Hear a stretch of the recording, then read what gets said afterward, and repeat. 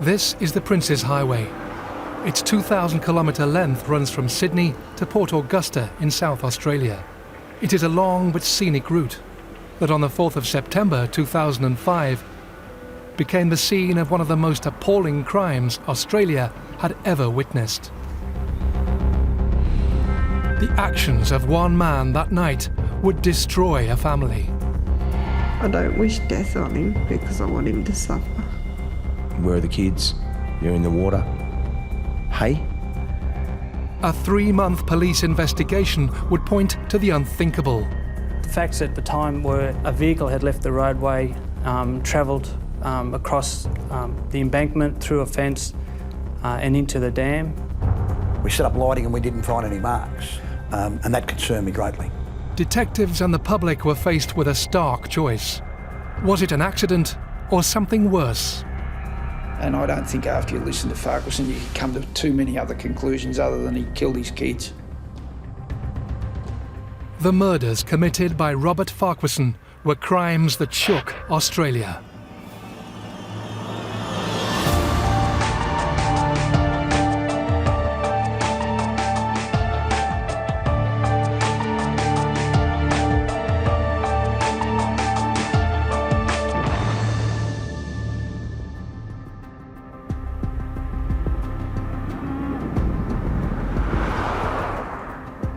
On the evening of Father's Day, September 2005, a car was driving along this highway. Inside were a father and his 3 sons. Suddenly, it veered off the road and into a dam. The aftermath of that tragic event would stun the nation and leave the family devastated.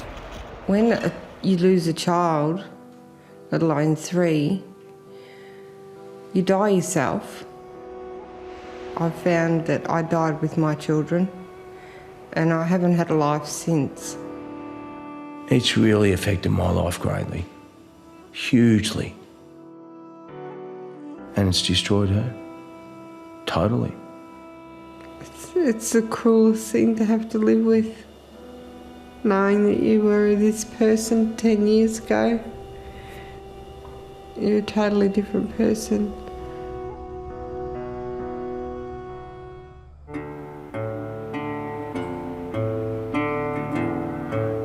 About an hour's drive west of the city of Melbourne lies the rural township of Winchelsea.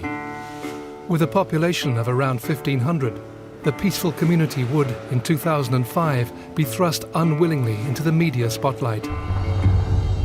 I think Winchelsea's an interesting place. It's your typical semi-rural, rural community.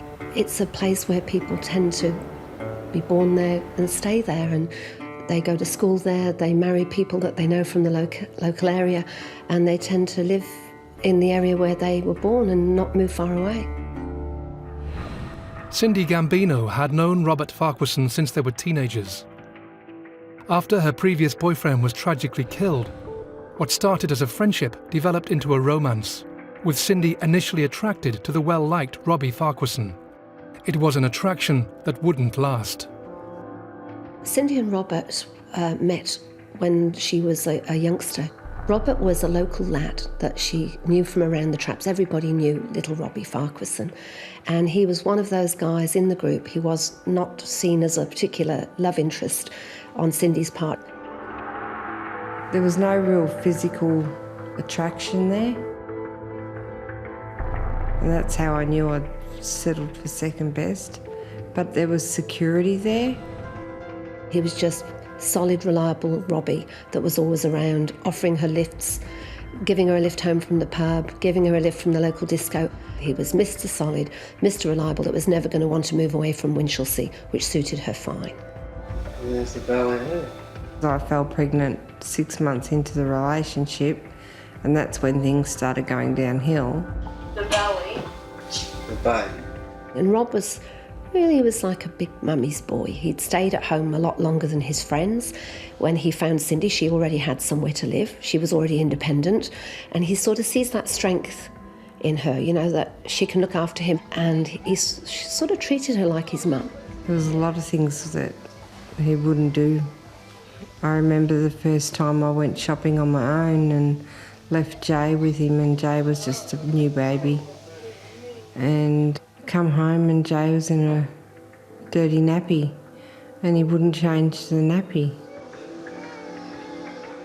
Never ever got up during the night to the children. It was always me. She and Rob had been together, I think, for about 6 years then, when they decided to tie the knot.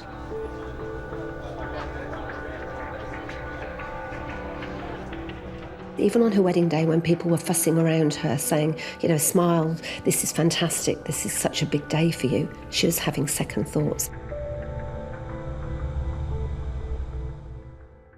Robert and Cindy were married in the year 2000.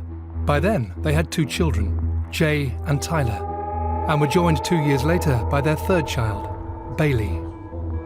Even in the early stages of the marriage, flaws in Robert's character were beginning to emerge. I think he was dissatisfied with his life. I think he was resentful that he had to go to work, he had to get a second job. But I think he was quietly angry with Cindy too, because she was a very strong woman, and it was that strength that he resented. The financial pressure that Farquharson found himself under inevitably took its toll on family life. He was actually very angry, and he would rile the kids, he would rouse the kids up. It was passive-aggressive behaviour where he would wind them up to the point that Jay, the older one, would sit and cry. He would do that until they burst into tears, and then the little boy would go in his room and slam the door. He would stir them up till they got to a point where they were so angry with him that they had no respect for him whatsoever. That's actually sadistic and it's quite cruel. He sort of was wearing his own anger out, projecting his own anger onto everyone around him. With Robert increasingly disenchanted with his job and family life, his marriage to Cindy began to disintegrate. In May 2004, Cindy met single father Stephen Mools, a local contractor who was working on their property. Stephen himself had only recently come out of a traumatic breakup, and he now found himself in the middle of another one. Cindy and Robert's relationship was sinking. When Stephen came on the scene, I think he became a bit of a confidant, where she would say, you know, I'm not really that happy, what do you think? And he didn't really want to get involved in that. And she made it very clear that, you know, she thought something of me. I said, well, I'm sorry, but you're married, and I've just come out of a very ugly relationship.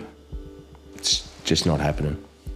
Eventually, I became aware that they were separating. Rob would come around to my house nearly every night, and I was trying to counsel him. I guess as a single dad of 2 boys himself, doing it hard for Stephen, it was very frustrating and irritating to watch Robert grizzling and moaning and doing nothing to move forward. After, it was a good couple of months, I got to the point where I went, you know what? You're an idiot.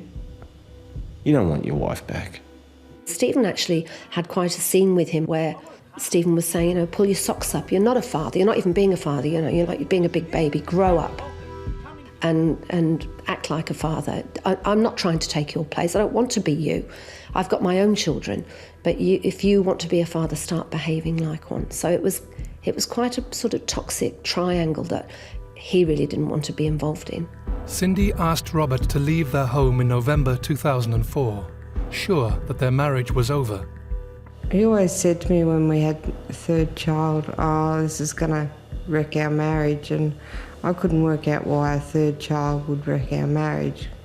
And it wasn't the third child that wrecked our marriage, it was him. All I wanted to do was be married and have children, but I just married the wrong person.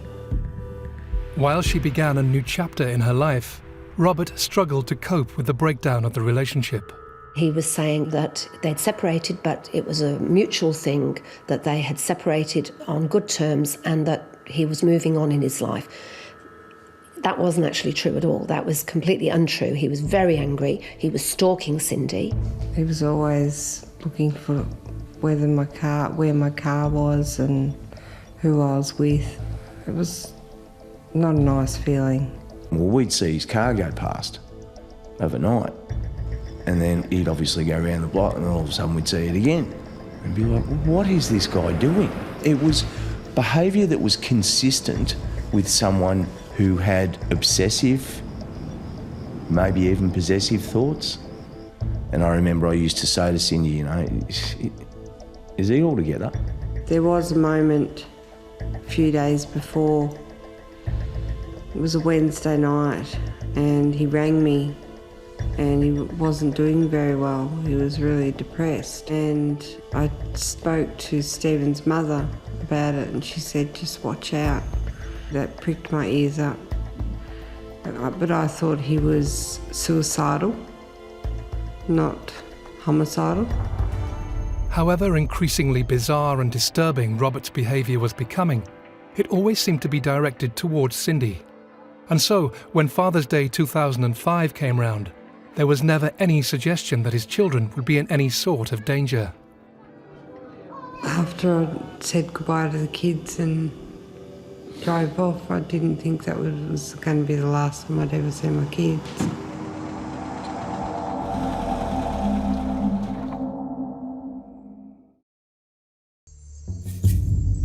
Cindy and Robert Farquharson split up in late 2004. As divorce proceedings began, the pair tried to ensure the breakdown of the family had as little effect as possible on their 3 children, Jay, Tyler and Bailey.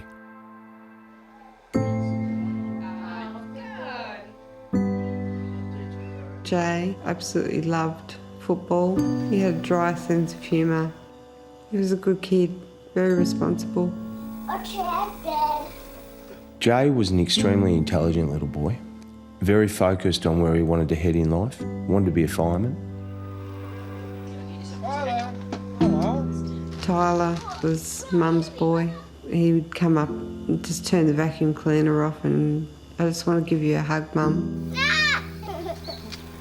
I could see, by the way he was towards me, that there was something missing from Dad. Did you take a picture? There was definitely something missing from Dad, whether it was cuddles, whether it was bedtime stories, combination of all of the above, I don't know, but there was something missing. What about Big Muscle Man? Bailey, on the other hand, Bailey, no. he was just a really magnetic little boy. Yay! He took to me like a duck does to water. He loved Stephen to bits. He just didn't have a chance. Father's Day in 2005 began like any normal day. The whole day started so well. Cindy spent the morning with her own father, took her children to see her own dad, and then she took the children to Rob. I'd had a photo of the 3 boys blown up for him for when he got home. She was making their beds, getting their school lunches ready, getting their bags and their uniforms ready for the next day, and the clock's ticking, and where are they? Next thing I hear a car pull up, which sounded exactly like his car. I thought, oh, here they are now. And it was him. He lobbed on my doorstep and said, I've killed the kids. So what do you mean, where are the kids? Why are you here? Why did you leave them? Where are they? Stephen was at his house and she telephoned him straight away and said, there's been an accident, the kids are in the water. None of it was making any sense. I got a phone call and my cousin, Aaron, actually answered it. And he held the phone away from his ear and went, I think it's Cindy, Steve, and she's screaming. Handed me the phone. I held the phone and she's screaming, the kids are in the water, the kids are in the water. I'm going, what kids? Cindy jumped in her car with Robert and headed out into the night, still unaware of exactly what had happened to her 3 children. The only thing she could determine was that Robert's car had crashed into a dam on the outskirts of town. While Robert had escaped the vehicle, her 3 sons were trapped inside. Unbeknownst to her, the car had by that point already been underwater for almost 30 minutes. All I do remember is turning onto the highway, and by the time I'd hit the roadhouse, I was doing 145 clicks. Oh, I just remember saying I had to get to my kids. It was 7:45 when they arrived at the dam, followed minutes later by Stephen. Still, no one was aware of the terrible fate that had befallen the 3 children. Cindy's car's parked there. Rob's car's nowhere in sight. Cindy was hysterical, just running up and down, up and down, up and down. What's going on? You know, where are the kids? They're in the water. Instantly, from the second of seeing him, you got to smoke. I said, what? My initial thought is, hang on. You're telling me your kids are in the water? You're asking me for a smoke. There's something not right about you. Where are the kids? I said, get out of my face or I'll fucking kill you. I jumped in the water and I'm trying all these different spots and, yeah, obviously to no avail. We wouldn't be sitting here today.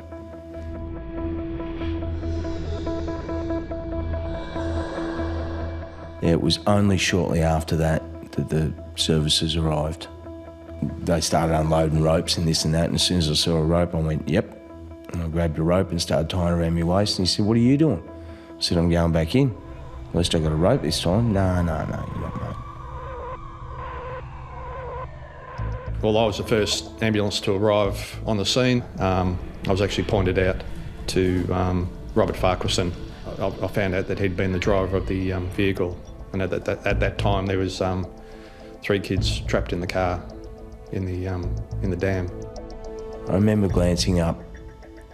I glanced up a few times actually to see where he was, and I remember he was up at Cindy's car. Had his legs slightly spread and his arms folded, just looking. And not even comforting Cindy. I remember saying that to myself as well. Not even comforting Cindy. Cindy was hysterical, absolutely beside herself. His demeanour was a bit odd, I found. Like the time I had with him, he never asked about the kids. He said he'd been driving along Princess Highway. He had this coughing fit, which caused him to black out and career across the road and go into the dam. During the questioning, he turned around and said, no, I had a coughing fit. Now, at that stage, it got every alarm bell that I had going. People can have coughing fits and black out, but basically it's associated with quite often a heavy smoker who's got a disease process very similar to asthma. Now, it's something that when started doesn't disappear in 5 seconds or 5 minutes. It is something that when you look for and listen for, you'd have signs and symptoms to support what he stated. There was nothing I could find to support what he said. Meanwhile, officers from the Victoria Police Major Collision Investigation Unit had arrived at the dam, and their years of experience investigating incidents on the roads was telling them something was amiss at the scene. Where motor cars run off the road, then the driver panics and he oversteers the car, they lose control and see those marks regularly on our roads. So initially I thought that that's probably what would have happened, so we're going to set up a lighting system back. In the end, we went back nearly 1 kilometre along the road. We set up lighting and we didn't find any marks, and that concerned me greatly. As police conducted their investigation at the scene, Farquharson was taken to a local hospital for a medical examination. Shortly afterwards, he was joined there by detectives determined to find out what had happened from the sole witness to the incident.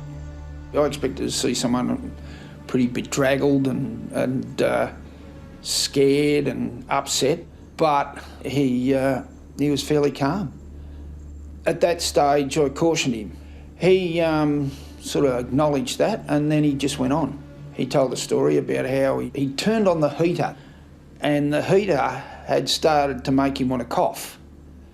And he started to cough, and the next thing he realised, he'd crashed his car. The car rapidly sank.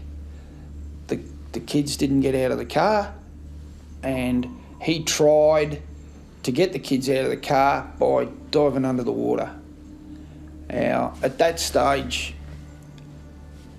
we really started to have our doubts about him because he just didn't look like a bloke who'd been diving under the water. Back at the scene, any hopes of a rescue operation had long since faded. At 12:40 a.m, some 5 hours after the car had plunged into the dam, the vehicle was found by a police diver. In it lay the 3 bodies of Jay, Tyler and Bailey. The vehicle was actually vertical, nose down into the mud. The driver's side door was open and the eldest boy, Jay, his upper body was out onto the driver's side door. So he'd nearly got completely out of the motor car, which was, upsetting for, I think, everybody there. So we winched the car out of the water. Of course, a huge amount of water ran out.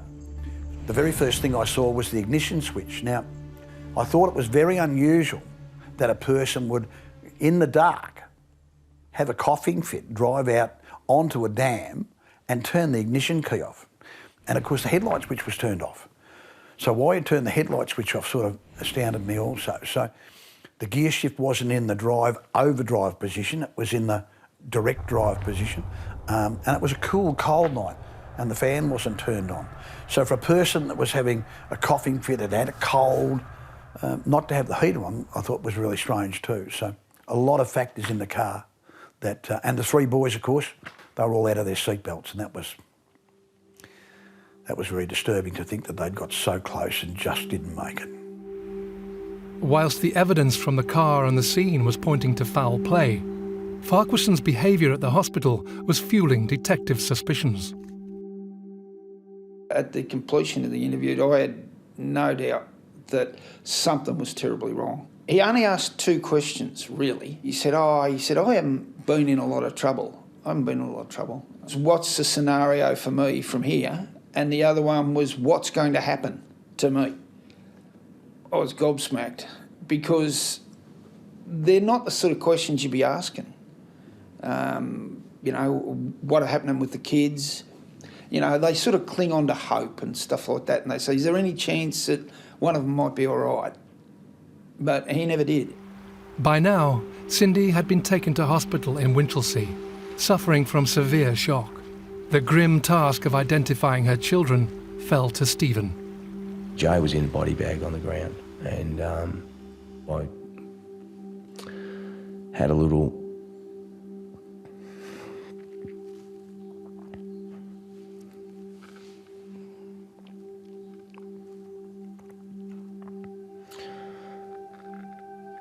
word to Jay.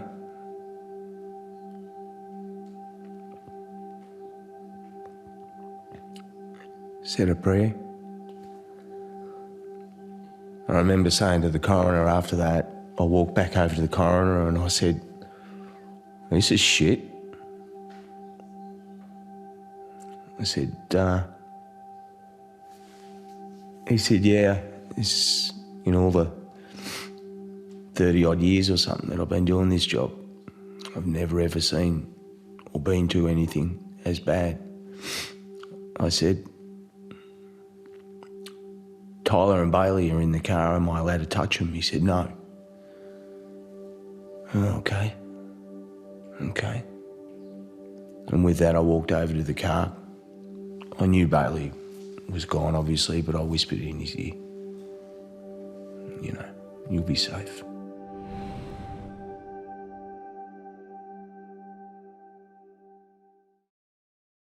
I left the hospital and had a quick conversation with Jeff Exton. I said to him, something's dreadfully wrong here. And before I could more or less finish telling him what I thought was wrong with Mr. Farquharson, Jeff had said to me, he said, it's no good down here. He said, if he's saying that's what happened, that didn't happen.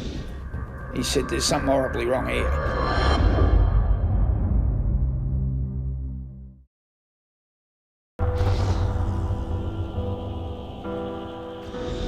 In September 2005, Victoria Police were investigating the deaths of 3 young children when their father's car crashed into a dam and sank. Ordinarily, in a homicide investigation, police will have a crime and try to identify a suspect. In this case, they knew something had happened, they just didn't know if it was a crime. The facts at the time were a vehicle had left the roadway, travelled across the embankment, through a fence and into the dam. The driver had got out, flagged down a car and gone back into town to raise the alarm, where he didn't partake in any of the rescue effort. And as detectives, that sort of raised some flags in their own mind as to, are we dealing with a tragic accident, or is there something more that needs to be further investigated? I made a list, and on the top of the list I put he did it, or he didn't do it. And on the left-hand side of the list, I had a whole list of things that I wrote down which pointed towards him doing a deliberate act. And they were all along the lines of his demeanour, his dodgy story. Just the crash couldn't have happened the way he said it happened. The fact that the car was still under acceleration as it went into the dam. The fact that when I'd gotten into the car and he told me that he'd turned the heater on. Well, the heater was off. The lights weren't on, he'd turned the lights off and the ignition was off. The way that he wanted to be taken back to confront Cindy and tell her himself that the kids had been killed. And then I started in the he didn't do it.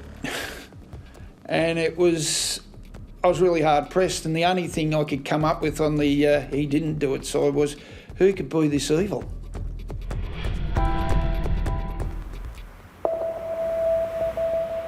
Whilst the police carried on with their grim task, the family faced their own torment, the funeral of the 3 boys.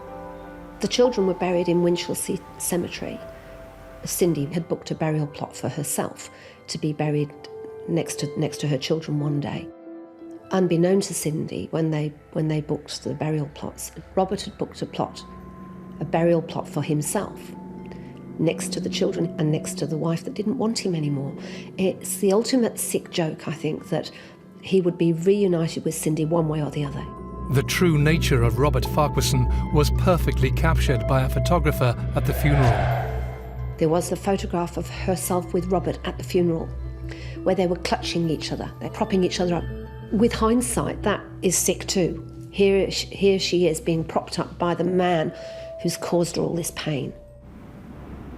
The following week saw Robert Farquharson interviewed by police, and he stuck to his story about a coughing fit causing him to black out. However, the evidence that was being fed back to detectives from the dam was telling a different story. There were at least 3 steering inputs to get that vehicle from the road to the dam. The first steering input is to turn off the roadway itself. They found no marks on the road to indicate a vehicle had lost control, no skid marks, scuff marks. The second steering input is to straighten the front tyres up again to follow a straight path. And then the third steering input is to miss the tree. It's veered to the right just before it went into the dam to avoid the tree that was there. If there was 3 steering inputs into the motor car and it's been accelerated across there, clearly Mr Farquharson's not having a coughing fit, clearly Mr Farquharson's not unconscious, and clearly he deliberately drove the motor car into the dam. As well as the forensic work being carried out, detectives were trying to determine if Farquharson's actions in the weeks and months leading up to Father's Day could reveal any clues as to what would happen that night. Found a focus for his anger, I think, in the material possessions, and the focus was on what he referred to as the shit car, that Cindy had even taken the best car and left him with the shit family car. And it seemed to him, though, that the division of the family finances was completely unfair. He was a known whinger, a known moaner, who said all sorts of outrageous things. So there were a few veiled threats to Cindy. I think Cindy, having lived with Rob all those years and listened to all that sort of stuff, thought it was just more of the same. She was concerned he was depressed, but she never dreamed for a moment that he was considering harming the children. And of course she was completely unaware of the conversation that he'd had with Gregory King outside the fish and chip shop 3 months before. Greg parked his car and Farquharson pulled up next to him or near him in his own car, and they were just talking. He'd got this festering anger towards Cindy over driving around in the good car, as he called it. As he was talking to his friend Greg outside the fish and chip shop, Cindy pulled up in the good car. The essence of the conversation was that he was going to pay her back big time. Greg asked, what does he mean by that? He indicated that he would take away the most important things to her. And when Greg asked, what do you mean by that? Cindy was in the fish and chip shop with the kids, and Farquharson has nodded towards the fish and chip shop, indicating to Greg that he meant the kids. And Greg was horrified and said, for God's sake, Robbie, you don't even think things like that, let alone say them. Nobody thinks things like that. That's your own flesh and blood. But at the time, Greg just put it down to just Farquharson blowing off steam. And I guess knowing him as well as he did, probably thinking that that he would never ever do that sort of thing. Greg King's statement was enough for police. On the 14th of December 2005, Robert Farquharson was charged with murdering his 3 children. Throughout the investigation, Cindy had been kept informed of progress. But despite the mounting evidence, she still couldn't comprehend that Robert could be responsible. So on the day that we were going to charge him, I did go and see Cindy and let her know that that was the day he was going to be charged. And it was a very difficult time for Cindy. That was not what she was expecting. I was devastated because I couldn't believe he did it. I was in denial. They said, oh, we're charging him with triple murder. Okay, fair enough. Jared said the same thing to Cindy. She just broke, absolutely hysterical, just broke. Yeah, she was beside herself as far as she was concerned. They were bastards and they were doing the wrong thing, charging him and this and that, and he loved his kids and blah, blah, blah. She still clung on to that belief that this had to be a terrible accident. There was no way anyone would do such a dreadful thing just to punish her for ending the relationship. She could not get her head around that. So right from the time Robert was charged, she was part of the campaign to clear his name.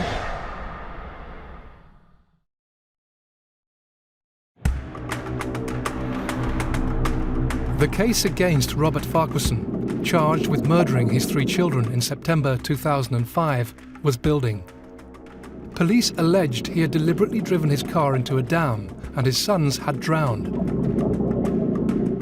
In August 2007, that theory would be tested in a highly publicised court case. And that's what the purpose of a trial is to test the evidence to determine guilt or innocence. Cindy was supporting Farquharson in the first trial and didn't want to believe still at that point that he would deliberately do this to their children. She was a gift to the defence. She was a gift in that trial because she said all the right things, but the evidence was overwhelming. It was a 3-month investigation.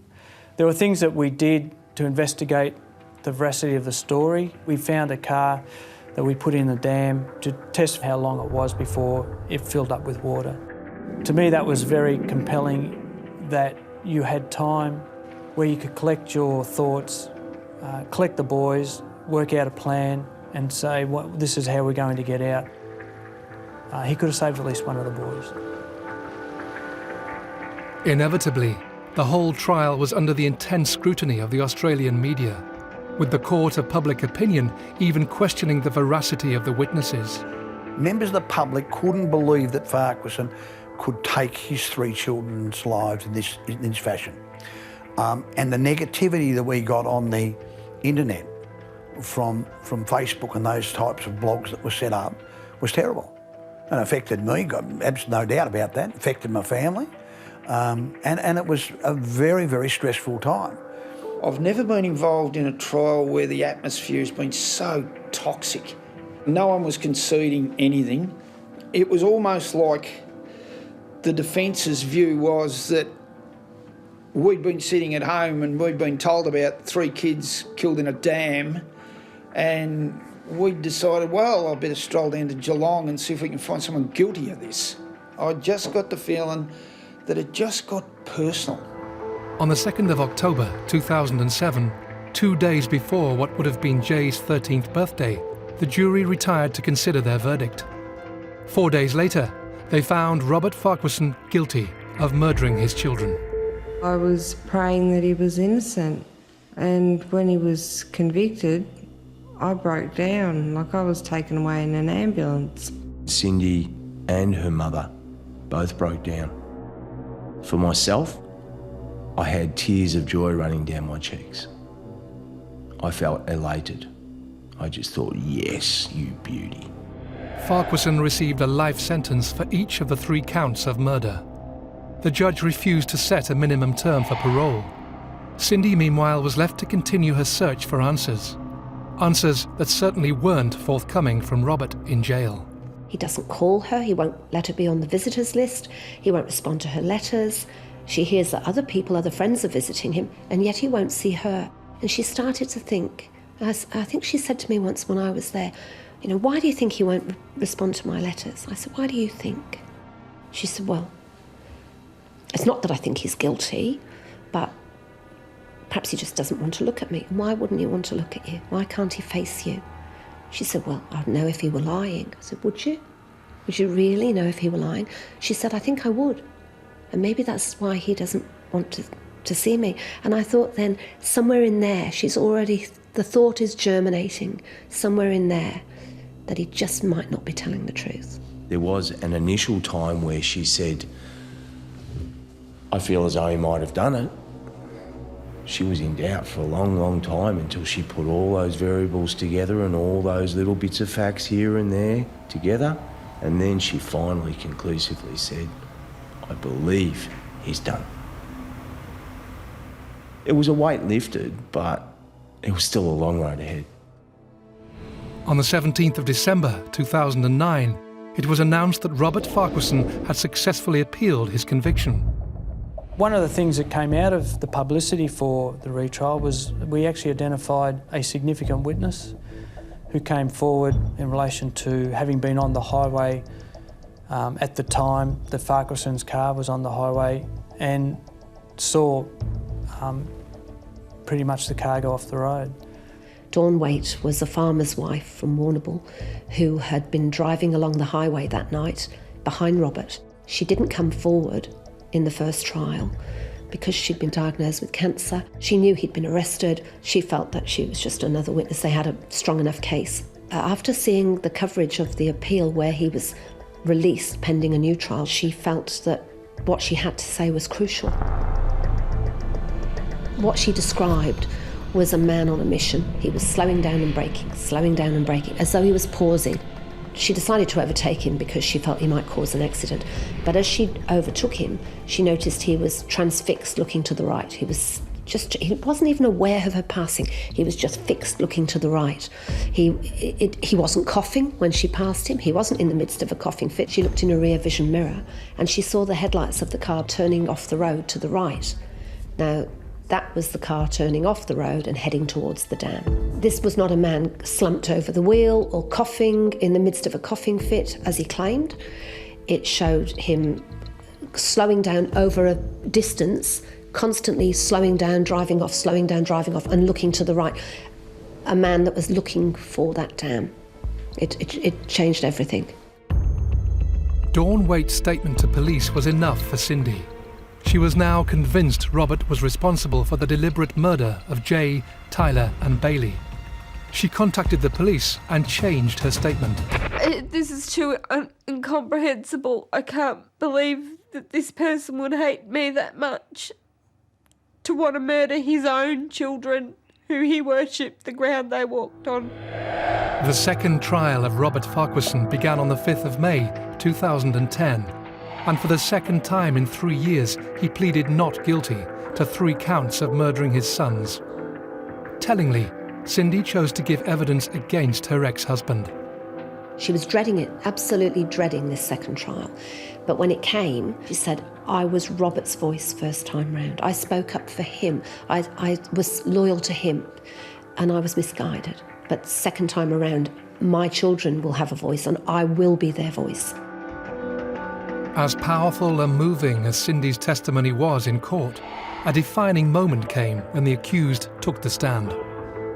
Farquharson was put in the box and he had a shovel and he dug himself a hole and he never got out of it. I think his evidence was just unbelievably bad. He had clear memories of things that would suggest that he was innocent, and every time things were put to him about, well, how do you say this could happen? Oh, I don't know, I've forgotten. Can't remember. I can't remember was like his biggest answer, I think. He gave evidence like he'd lost his push bike.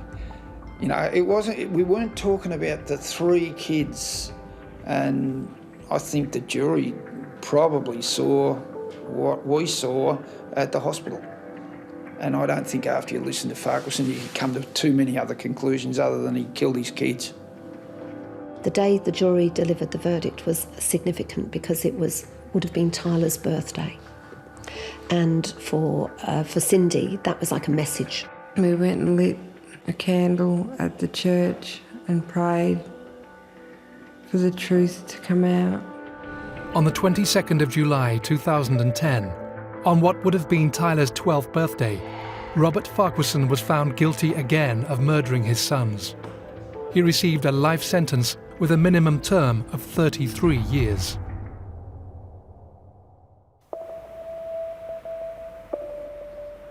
He's going to be 70-odd when he gets out, if he gets out. Why should he get out? They can't. They were put in a box. They can't get out, ever. So why should he? There's no closure for me. It's always there. From the moment I wake up to the moment I go to bed. There's always birthdays, there's always anniversaries. What? Mummy do it? Hate him with a passion. I don't wish death on him because I want him to suffer. I hate him more. I hate what he's done to me. Turn around. Bailey, turn around. Wave to Mummy. I hate him.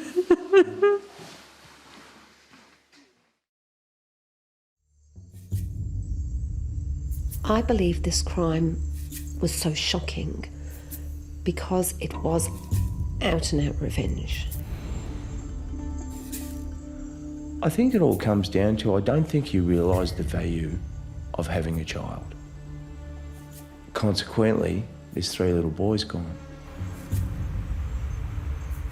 When 2 people separate, don't use the children as pawns, because you might be that person's ex, but you're not your children's ex. Cindy said to me once, do you think he didn't love them? I said, I think he did love them. I think he hated you more.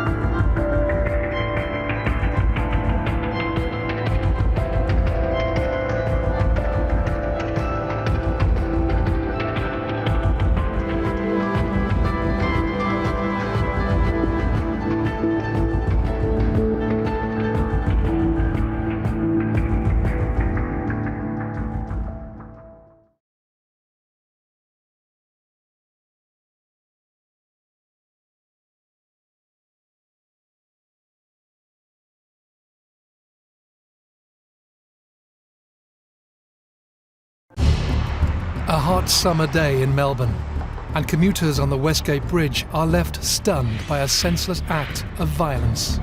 It was just too shocking, so the first instinct was not to believe it. At the centre of this appalling crime was one man, a father, and shockingly, the victim was his own daughter. When he asked Freeman what he'd done, he didn't answer, just got back into his car and drove off.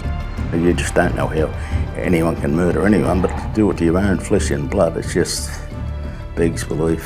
Paramedics worked for an hour at the scene, trying to revive 4-year-old Darcy Freeman. That her father was involved, it automatically appalls you, and it's just beyond belief, really. And I've been a policeman for 34 years, and that's as upset as I've been in terms of investigations that I've overseen. Faced with silence from the father, questions needed to be asked. Just how could somebody commit such an atrocity? They'd gone to 5 different psychologists to find out why this man had acted this way. You know, was he mad or bad? The chilling story of the tragic death of Darcy Freeman was a crime that shook Australia.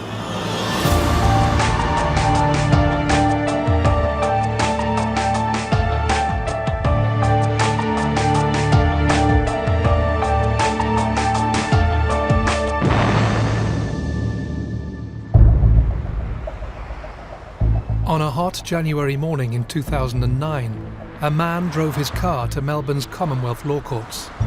He carefully reverse parked, fed the meter, and then led his 2 young sons inside. He arrives at court, picks up his son, and says, "Take my child." And they have no idea what's going on. Almost catatonic was the way that I would describe him. He wasn't at all responsive, clearly upset. And he's standing, looking out, and his boys are at his feet, and he's shaking, and he looks like he's sobbing, but you can't see his face. And all his staff are milling around him. And I cannot get that image out of my head. The man's name is Arthur Freeman, a 37-year-old tech worker from Melbourne. Hours before the confusing scenes at the law courts, Arthur was preparing to drive his sons to school on their first day back from the summer holidays. Also in the car, excited about her very first day at school, was his 4-year-old daughter, Darcy. It was Darcy's first day at school. That excitement, especially in the middle of summer, a hot morning, and they were coming from a family holiday, so Darcy's dad was to drop her off for school that day, so there would have been that air of excitement. Darcy Freeman was 4 years old, described by family members as a determined and strong-willed young girl. She was especially close to her 2 brothers. In 2009, Darcy's family was in a state of turmoil, with her parents Arthur and Peter divorced and locked in a bitter custody battle. The day before, Freeman had his access to his children reduced by a court. It appears that Darcy's father was quite angry about that outcome in terms of his access to his children and in terms of financial settlement. So he'd left the house and his dad had been, "You're really emotional, I'll drive with you." And he'd said no. He now has to live with not getting in that car for the rest of his life. With his 3 children in the back of the car, Arthur Freeman made the 130-kilometre journey from his parents' holiday home in Aireys Inlet to Melbourne. The plan was to meet his ex-wife, Darcy's mum, at the school gates, so she could hand over a school uniform ready for her first day. He'd driven from his parents' place down near Geelong. He'd stopped the car at the top of the Westgate Bridge. A main commuter link from the southwest of Melbourne, the Westgate Bridge is an iconic sight across the city. It's got a real history, the Westgate Bridge. It collapsed back when it was being constructed. It's certainly an icon in Melbourne and takes a whole lot of traffic out to the west and from the west into the city every morning. So really high volume, and in the peak hour in the morning, most of that volume is coming from the west and travelling towards the city. Well, any approach into Melbourne on an aeroplane, you can see the Westgate Bridge. It always seems to stand out. It covers the, sort of comes across the river where the river meets the bay, so it's a very long area, and it's visible from just about everywhere in Melbourne. I don't like driving on that bridge. I've never really liked it. It's not a pleasant place to be. It's high up and it's windy, and you only go over that bridge when you have to. Just after 9 a.m. on the 29th of January 2009, as his children played games in the back of the car, Arthur Freeman had made a series of frantic phone calls on the 90-minute journey to Melbourne. As the temperature increased outside, so too did Arthur's stress levels. At the midpoint of the bridge, he made a decision that would have a devastating impact on the lives of so many people. He'd asked Darcy to climb into the front seat. He then carried her to the rail and threw her over the bridge.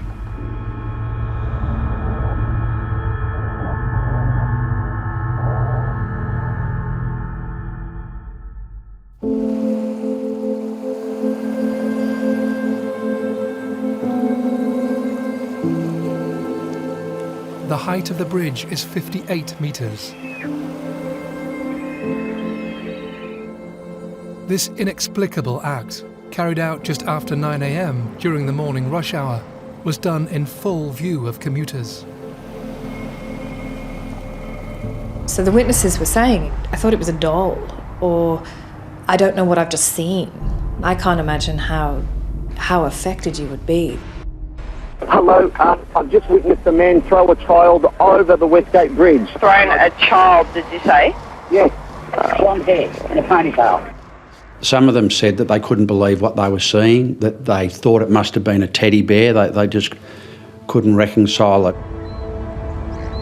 The idea that you can get up and go through the motions, eat your breakfast, get in your car and drive to work, and as you're driving to work in, peak hour traffic, you watch someone pull over, put their hazard lights on and throw their daughter over a bridge. You can't get much more public than driving across Westgate Bridge in peak hour traffic on a weekday in Melbourne. That's about as public as it gets, and to stop your car in full view of other drivers and do what he did. I guess just, the normality of it, just driving along and to see someone stop on the bridge would have, you can only imagine what they would have sort of, witnessed. Moments before Arthur threw Darcy from the bridge, a truck had passed with a dash-mounted camera. There was a four-wheel drive, or a truck that drove over the bridge with a video camera that ran on a continuous loop. And we've got his car with its hazard lights on the side of the bridge pulled over, so immediately before throwing Darcy off the bridge. And I remember being really glad that he didn't actually capture that moment, because it's not something that I really wanted my investigators to have to watch. As the commuters were left stunned by the events unfolding before them, Arthur Freeman quietly headed back to his car. Freeman threw Darcy off the bridge and then calmly got back in the car. He drove down and stopped at the bottom of the bridge. Her brother kept saying, "You've got to go back, you've got to go back, Darcy can't swim." Not knowing that she'd fallen nearly 60 metres over the side of the bridge. Darcy can't swim, Dad. From the eyes of an innocent child, he wouldn't have understood how devastating that fall was going to be. And in his head, he knew there was water there, so yeah, Darcy can't swim. With the police alerted and the country not yet aware of the tragedy, Arthur Freeman continued to drive his two sons away from the scene, unaware his daughter Darcy, having survived the fall, fought for her life below.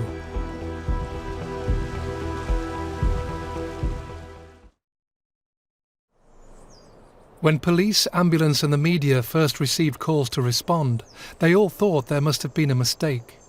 A man had thrown his young daughter from Melbourne's Westgate Bridge, 58 metres into the water below. I think the general reaction in the newsroom was disbelief. It was a case of going, what? That doesn't sound right. And the police were saying, look, we don't know, we can't confirm it, but that's what we're hearing. I remember getting the call that someone had been thrown from the Westgate Bridge. And I remember thinking there must be a mistake, this just can't be right. We thought it was going to be wrong. We thought that within half an hour, it would clarify itself. Maybe it was a doll, maybe it was something else. And I thought that all the way, even driving to there, I thought there's got to be a better explanation for this, but unfortunately there wasn't. That's exactly what had happened. As distressing as they are, the facts are fairly straightforward, that he's got out of the car, taken this young girl and dropped her over the side of the bridge. I think people do react differently when it comes to children because of the helplessness of the children, the dependency that the children have on adults. And to have that violated is horrific. When police and ambulance crews arrived at the scene, the tragedy was confirmed and everybody worked tirelessly to save the little girl, who had been in the water for 15 minutes and incredibly was still alive. Darcy had been recovered from the water. I think it was the water police had a boat and fished her out of the water. So by then I knew what had happened. It was fairly chaotic. There was a lot of police there, both uniform and detectives, and a whole lot of media there, everyone trying to work out and make some sense as to what had occurred. Everybody was affected by it because it was so public. He'd also involved everybody else in it. He'd involved those people driving to work. He'd involved the paramedics that had to resuscitate her at the bottom. The emergency service workers and who did everything, and the doctors who did everything they could to try to save her. Yeah, it's remarkable. That really struck me. That was a really tough job for the police and the ambulance that had got there immediately. But at the time you're so busy that's not the critical time. I think people cope better when they've got tasks to do. And there was a whole lot to do in terms of Darcy and her care. As rescue crews frantically tried to keep young Darcy alive, Arthur Freeman drove to the Commonwealth Law Courts, handed over his 2 sons, and waited for the world to grasp the enormity of his actions. When he drove off, he drove then through busy peak hour traffic to reverse parked, and put money in the meter at a parking bay. He then walked into the federal court with his 2 sons and says, "Take my child." Police arrived at the Commonwealth Law Courts at 10:30 a.m, 90 minutes after Arthur Freeman threw his daughter Darcy from the Westgate Bridge. And his boys are at his feet, and he's shaking, and he looks like he's sobbing, but you can't see his face. Unable to comprehend the enormity of the situation, Arthur's eldest son told the court guards his parents' names. When police arrived, the 2 young boys were cared for by court counsellors. Arthur was conveyed back to the homicide squad office. A tape was turned on. He almost catatonic was the way that I would describe him. He wasn't at all responsive, clearly upset. So we had to get a forensic medical officer in to examine him, a doctor who made a determination that he was unfit for interview. In a strange way, it kind of came to a conclusion very quickly. It wasn't long after that Freeman was arrested. And I do remember the Premier did a press conference that day, I guess just in a bid to in an attempt to put some words to what had happened, to try to capture some of the grief and shock that people were feeling. I just shuddered when I heard about it. I think every Victorian, you just shudder. You just think, how can that happen? I don't think Melbourne or even Australia had seen or heard about something like this on this scale. With Arthur Freeman now in custody, ambulance crews had worked on Darcy for over an hour before her tiny body was transported to hospital for intensive care. She had some brain injuries, some severe internal injuries and some bruising. The police that attended commenced CPR, as did the ambulance when they arrived, and that continued until she got to hospital. As news spread of the shocking event, police had the daunting task of informing Darcy's mother, who had been waiting outside the school. There were 2 members of the homicide squad that went out to pick up Darcy's mum and take her to the hospital. Darcy had been taken to hospital, so we had some homicide squad members with her and some uniformed members with her, and that's just a really tough day at work. Darcy Freeman was flown directly to the Royal Children's Hospital, where emergency staff continued their efforts to keep the little girl alive. When Peter Barnes arrived to see her daughter, sadly, she was forced to make a heartbreaking decision. She'd had to stand there in the hospital and tell the staff to turn off her daughter's life support, and that she did cradle her daughter as she died. Despite the efforts of ambulance and hospital staff, at 1:35 p.m, nearly 4.5 hours after being thrown from the Westgate Bridge by her father, 4-year-old Darcy Iris Freeman died.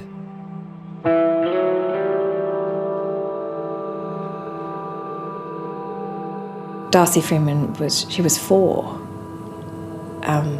She hadn't lived at all. It's really, any time there's young children involved, it's really difficult. And young Darcy, she was a young 4-year-old girl, really attractive. We've all got a maternal and paternal instinct. And she's died in a terrible way, in tragic circumstances, through no fault of her own. So in some ways you shouldn't say that some murders or deaths are worse than others, but clearly these circumstances, they're really difficult to get your head around. And I've been a policeman for 34 years, and that's as upset as I've been in terms of investigations that I've overseen. The repercussions of Arthur Freeman's actions were felt across the entire city of Melbourne. People were in shock, trying to understand how someone could deliberately harm a child in such a shocking and public way. How can a man throw his daughter 58 metres to her death? What's the explanation there? And a lot of people were saying, well, he's got to be crazy, hasn't he? As Arthur Freeman sat behind bars, legal teams and health professionals endeavoured to build a case to comprehend his actions.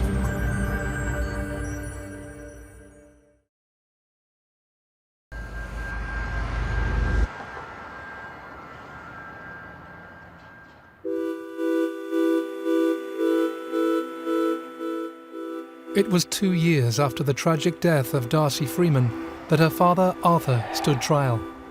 He had entered a plea of not guilty. Legal teams took time to consider Arthur's psychological health, personal history, the family law court decision, family and witness statements, and every mitigating detail related to the case. The general reaction to covering that trial was people would say, so what are you covering? And you tell them, and they'd say, oh, I can't listen to that, I turn that off. It was people, especially people with young children, were saying, I turn that off when it comes on telly, I turn it off when you're on the radio, I don't listen to that. It's too upsetting. Darcy's name comes up and you can see the shake of their head. People don't want to talk about it. There was just something special about poor little Darcy, you know, and what happened to her and the way it was done. It's just it shocked everyone.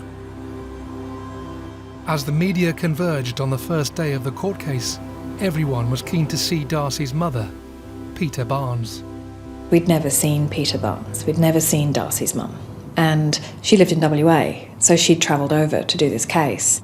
We were aware that that was going to be extremely confronting and that this woman was going through a lot at the time.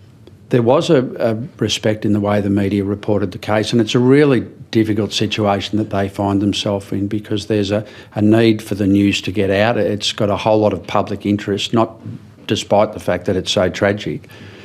So they've got a responsibility to report on what had occurred, but they've obviously got kids and they obviously can't be unaffected by what happened. They handled themselves really well. It was organised with a detective to ask the family if they would consider essentially reenacting a walk for us. So we agreed with Darcy's mum, Peter Barnes, that if we filmed her once, that was the shot we were going to use for the whole trial. It's extremely unheard of, but we decided that she should be given space. As the trial began, all eyes were on the man who had callously thrown his daughter from the bridge. Arthur Freeman arrived at court looking like this dishevelled, crazy guy. He had crazy hair. He was later described as a Rasputin-like mad monk kind of image that he portrayed. He was dishevelled and he just sat. I remember he sat in the dock, just staring gormlessly. I don't know what explanation Mr. Freeman could provide that would make any sense to me or to anybody else. A lot of people were saying, well, he's got to be crazy, hasn't he? Because in a lot of people's minds, that was the only explanation you could have. That man's mad. It's very difficult, I think, very difficult for me and very difficult for a lot of people to understand why the offender would overcome all his own values and kill a child. So on the very first day it was set out, the arguments, the prosecution stood up and spoke to the jury and said, this man wasn't mad. This man killed his own daughter as an ultimate act of revenge against his ex-wife because they were going through a bitter custody battle. And so from then on, that was the argument. Was he bad or mad? Arthur Freeman's ex-wife Peter Barnes sat in court throughout the entire proceedings, supported by her family. I don't know how a mother can sit through that and listen to what occurred. We were very conscious that not only was Darcy's mum there and her family. You go into court as a court reporter and you brace yourself, going, okay, you have to steel yourself against this. But that wasn't the case with Peter Barnes. She took to the stand and she was stoic, she was polite, calm, firm. If he had done this to get back at her, to hurt her, which obviously he had to an extreme extent, she was not going to let him see that.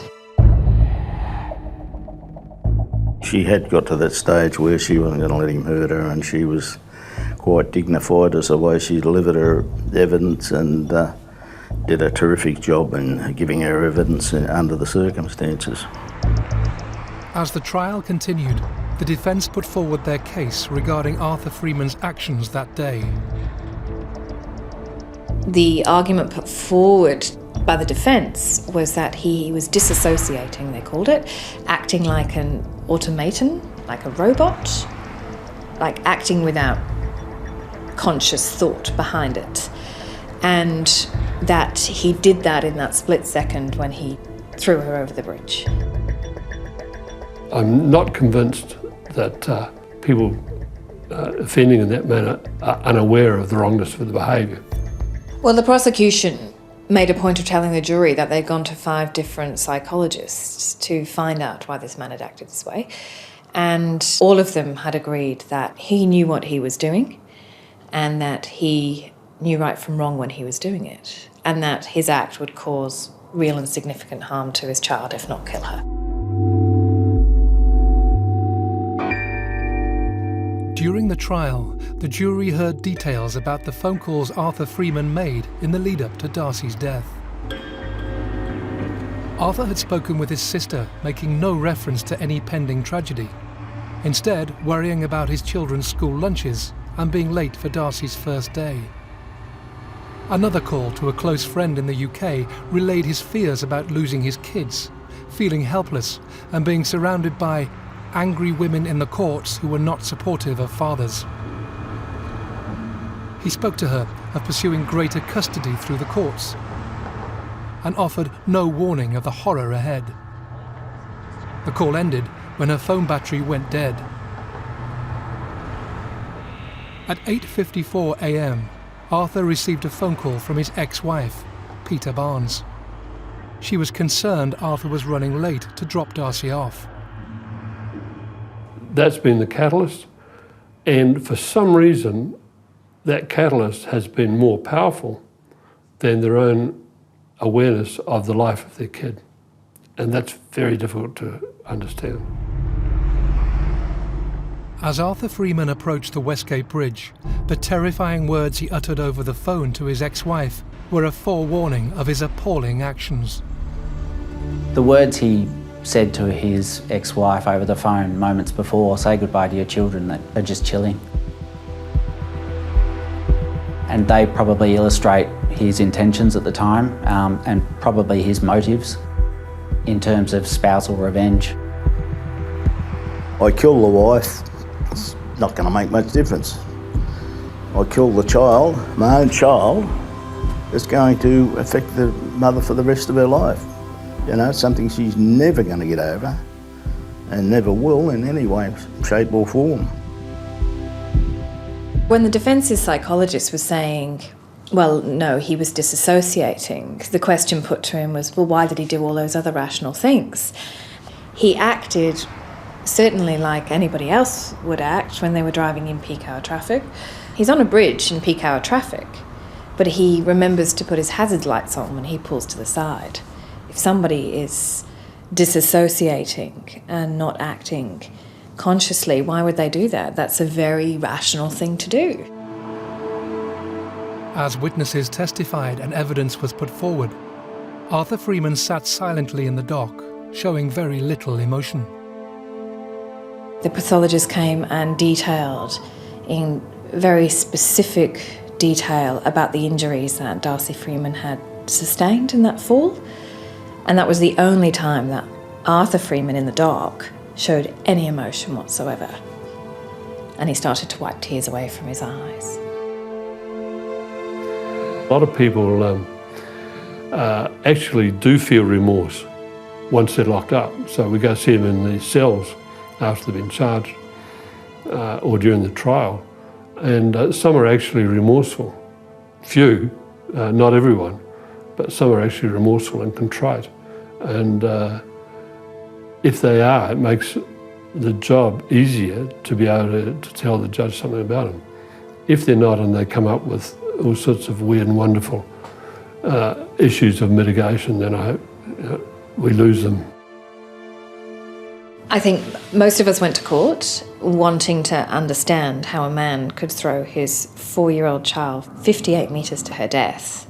And most people that you spoke to would say, well, he's mad, isn't he? He has to be mad. That was the explanation everybody had for it, because that's the only explanation, plausible explanation people had. You couldn't do that unless you had lost your mind. It's not normal behaviour, it is abnormal behaviour. It's not right, and it doesn't fit logically that in response to little Blue you had with the mother of the children, you go and kill the children. That's illogical and irrational.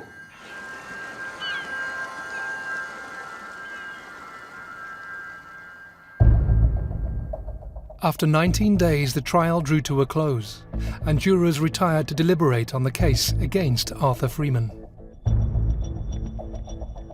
The jury was deliberating for days and days and days, and we're all waiting, and it had been about 5 days, and they kept coming back and asking questions of the judge, and it was very clear they were very confused about what they had to decide. So after about 19 days of evidence, the jury was asked to go and deliberate and decide whether Arthur Freeman deliberately killed his child or was mad. The thing that was confusing them was that they didn't seem to get, if he's not mad, then he did murder his child. They thought there was other things in between. Despite denying any memory of what he had done, Arthur Freeman accepted that he had caused Darcy's death. The jury had to decide if Arthur's actions were those of fluctuating madness or filicide. They were to decide whether this man was mentally impaired or whether he committed murder. But it seemed that they thought they were two separate things. So if he wasn't mentally impaired, then they had to look at whether he'd committed murder. But it was actually very black and white. So they kept coming in and asking the judge, and the judge kept repeating it in a lot of legalese, which is their job, that's how they do it. And then they came in and told the courtroom that they were deadlocked and they couldn't make a decision. And there was women in that jury that were beside themselves. They were crying and looked very frustrated. And there was a lot of tension in that jury. You could see it. Because some people got it, others didn't, and it just wasn't working. And I just kept thinking to myself, what if they come back and find him not guilty? Arthur Freeman never apologised for his actions or never explained why he did what he did. Often reluctant to appear in court, his trial was an examination of humanity. The jury had spent 5 days trying to understand why Darcy had died and was still no closer to a verdict.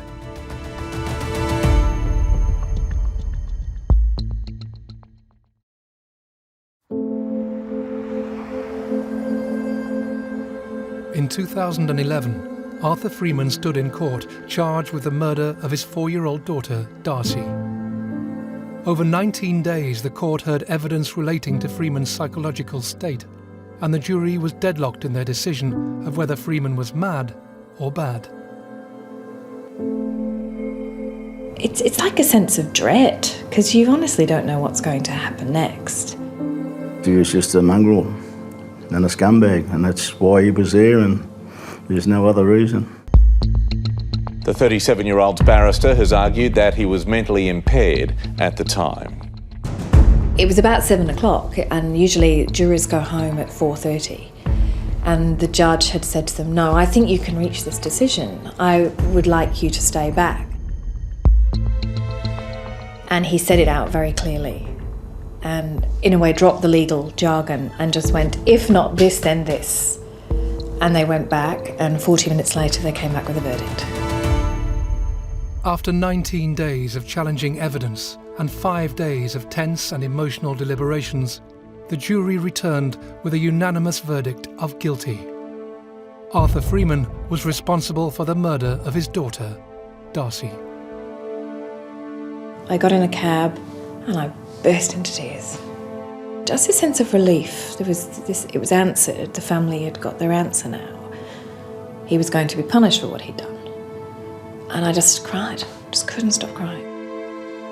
As the family welcomed the verdict, Darcy's mother, Peter Barnes, read her victim impact statement in court and spoke of the heartbreak of losing her daughter. I think she only started to show how upset she was when she read her victim impact statement, but that was after he was found guilty.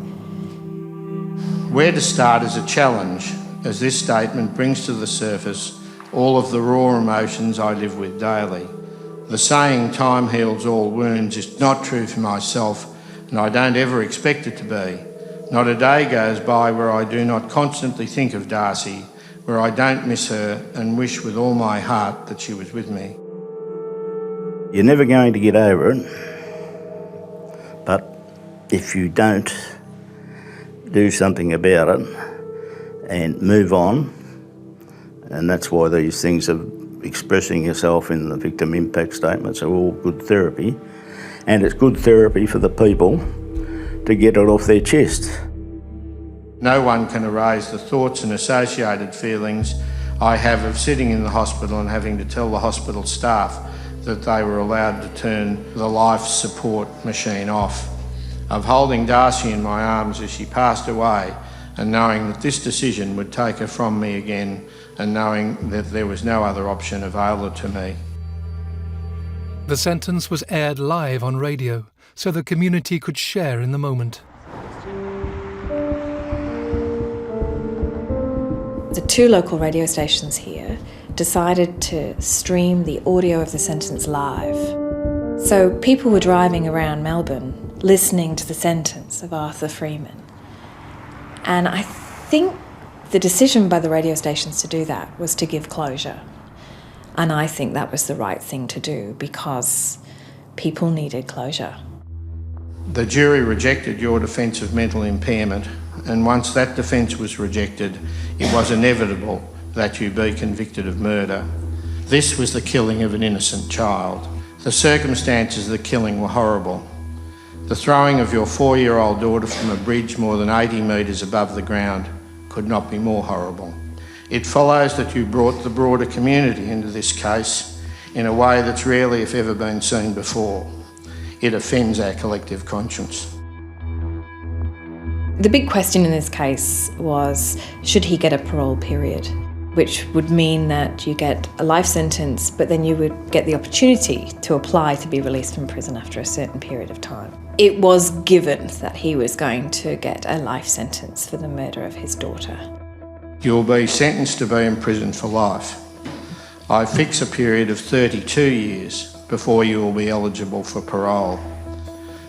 It means that the earliest date you will qualify to be released will be the 29th of January 2041, when you will be 67 years of age. That's a big whack of a sentence. We have double murderers in prison with lesser sentences than that. Well, that particular judge was very good at the sentencing, and so it obviously affected them as well as everyone else in the community, and I believe that what he said was great that he said it, and I just wish more judges would sort of do what that particular judge did. He pointedly said a lot of people blame themselves, and then he very pointedly said, but you did this, you have to take responsibility for this. Because I can imagine all those people driving across the bridge that saw it.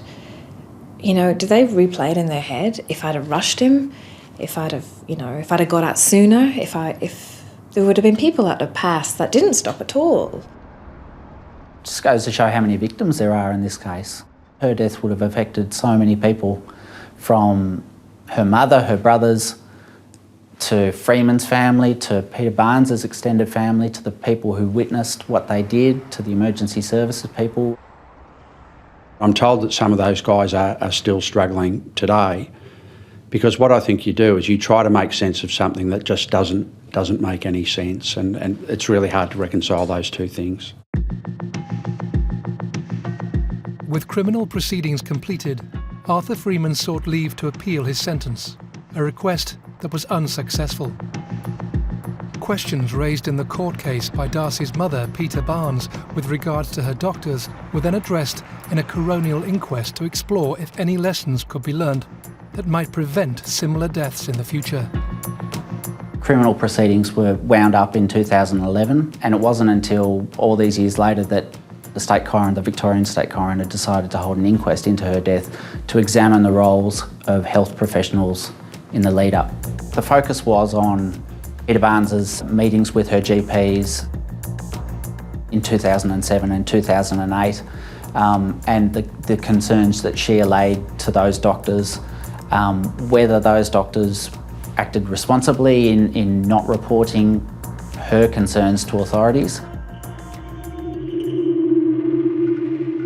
The inquest heard details that police had attended a domestic dispute between Arthur Freeman and Peter Barnes in 2007. After 7 years of marriage, Peter had expressed concerns for her children's welfare to her doctor at the time, after the police intervention. She had reported, I think, an incident where Freeman came over to her house one day and there was a wrangle over trying to get Darcy's younger brother. So police were certainly aware that, of instances of concern, and that was actually one of the reasons why the doctors didn't report or didn't disclose that information they were presented with to authorities, because they knew that the incidents had already been reported to the police. So they were comfortable, according to their statements, they were comfortable with not reporting it to authorities. Satisfied that police had dealt with the details of the 2007 domestic dispute, doctors stated there were no emotional or physical indicators evident to them that Arthur Freeman was a threat to his children at the time. One doctor said in a statement that even in hindsight, he just had no idea that Freeman would snap the way he did. If they indicate to me, I had woke up this morning and decided this is what I'm going to do, and some do, it is a different issue, psychologically, I think. And it, in my opinion, intensifies the disturbance of the perpetrator if there is premeditation. Those doctors never alerted authorities. The reason they didn't was because no one was able to really read Freeman's mood at the time. The Arthur Freeman they saw was always a man of a calm exterior, he was polite. Family violence is a significant issue, and this is the really extreme end of it. So we'd love to be able to stop it, but it's one of those things that you can look back in hindsight and perhaps point to indicators.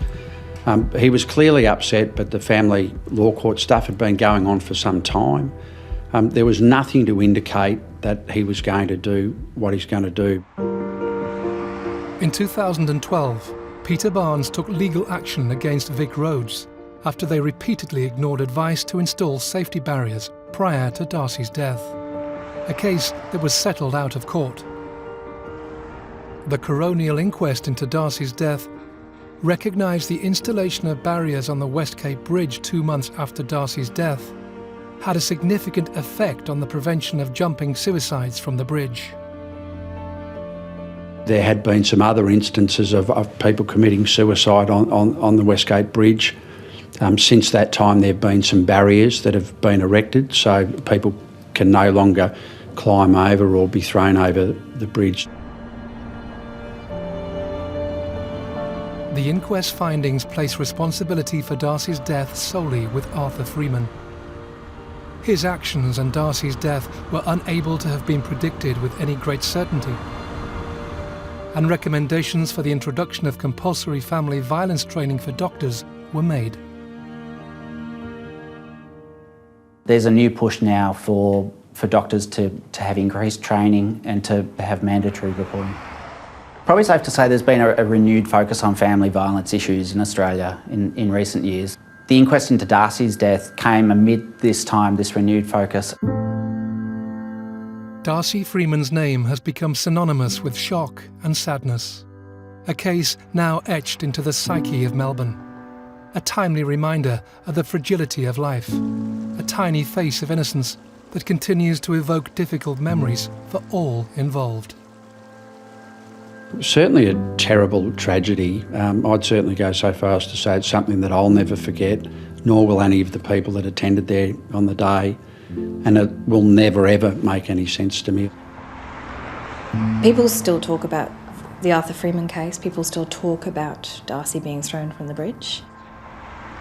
You hear people in Melbourne talk about how they drive across the Westgate, and even though we have massive security guards there now, which came about after this crime, people still picture it in their heads. It's one of those cases that still strikes a chord with people. You like to think your neighbours are people you can trust, and that your kids are safe at school, and that the driver in front of you won't pull over on a bridge and do something like that. He's incarcerated for over 30 years. There are obviously some demons there, but he's got a lot of time to reflect and think about what he did.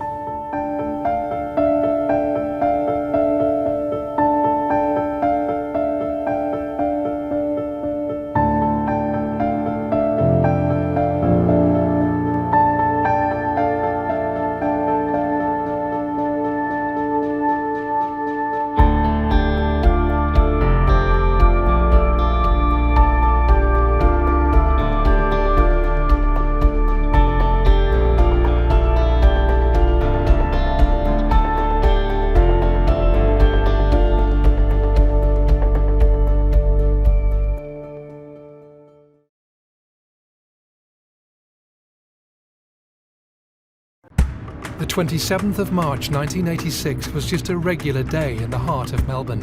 But just after 1 p.m, that normality was shattered when a car bomb exploded outside the city's police headquarters. It was an attack that changed a city. There was just an absolute feeling of total disbelief that this could happen in Melbourne. There was even a feeling amongst the criminal fraternity that it was a step too far. A car bomb that struck at the very heart of Victoria. This was more like a scene from Beirut than lunchtime Melbourne. I thought the roof was going to come in, so I belted out. It would take diligent detective work and forensic science to bring the bombers to justice. We were able to piece together, bit by bit, what was in the vehicle at the time it was detonated outside Russell Street. The Russell Street bombing was a crime that shook Australia.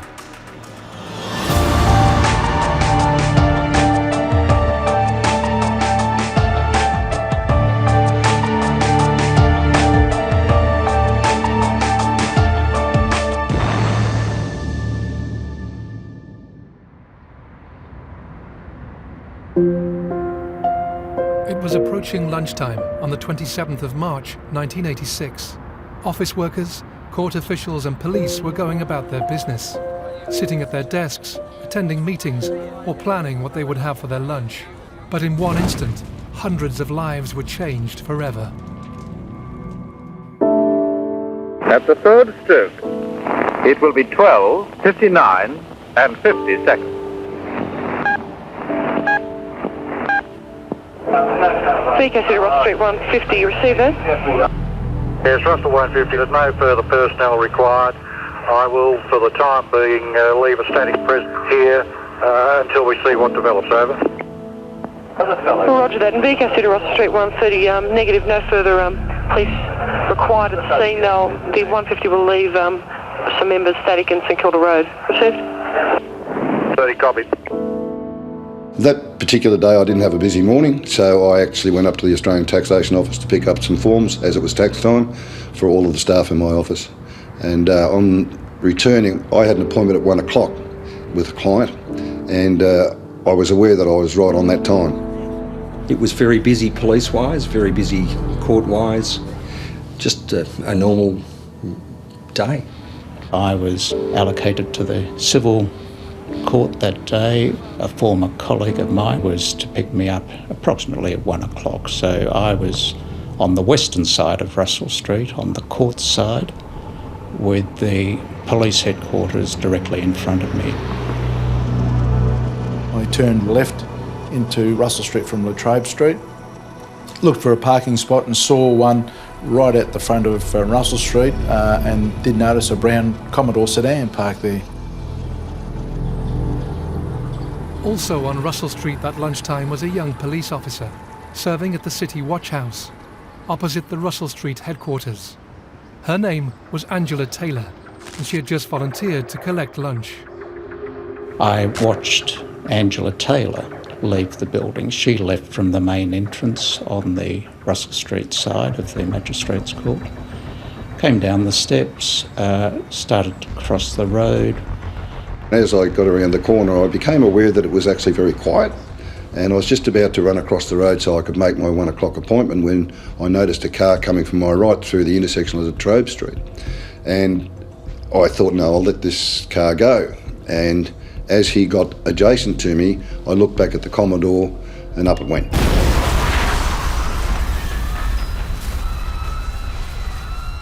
Russell Street 750. POC Russell Street 750. Russell 750. 750, I presume you heard that loud explosion right next to you? Russell 750, it totally shattered our windows. Roger that, Russell Street 306. All units approach with caution just in case there's a second.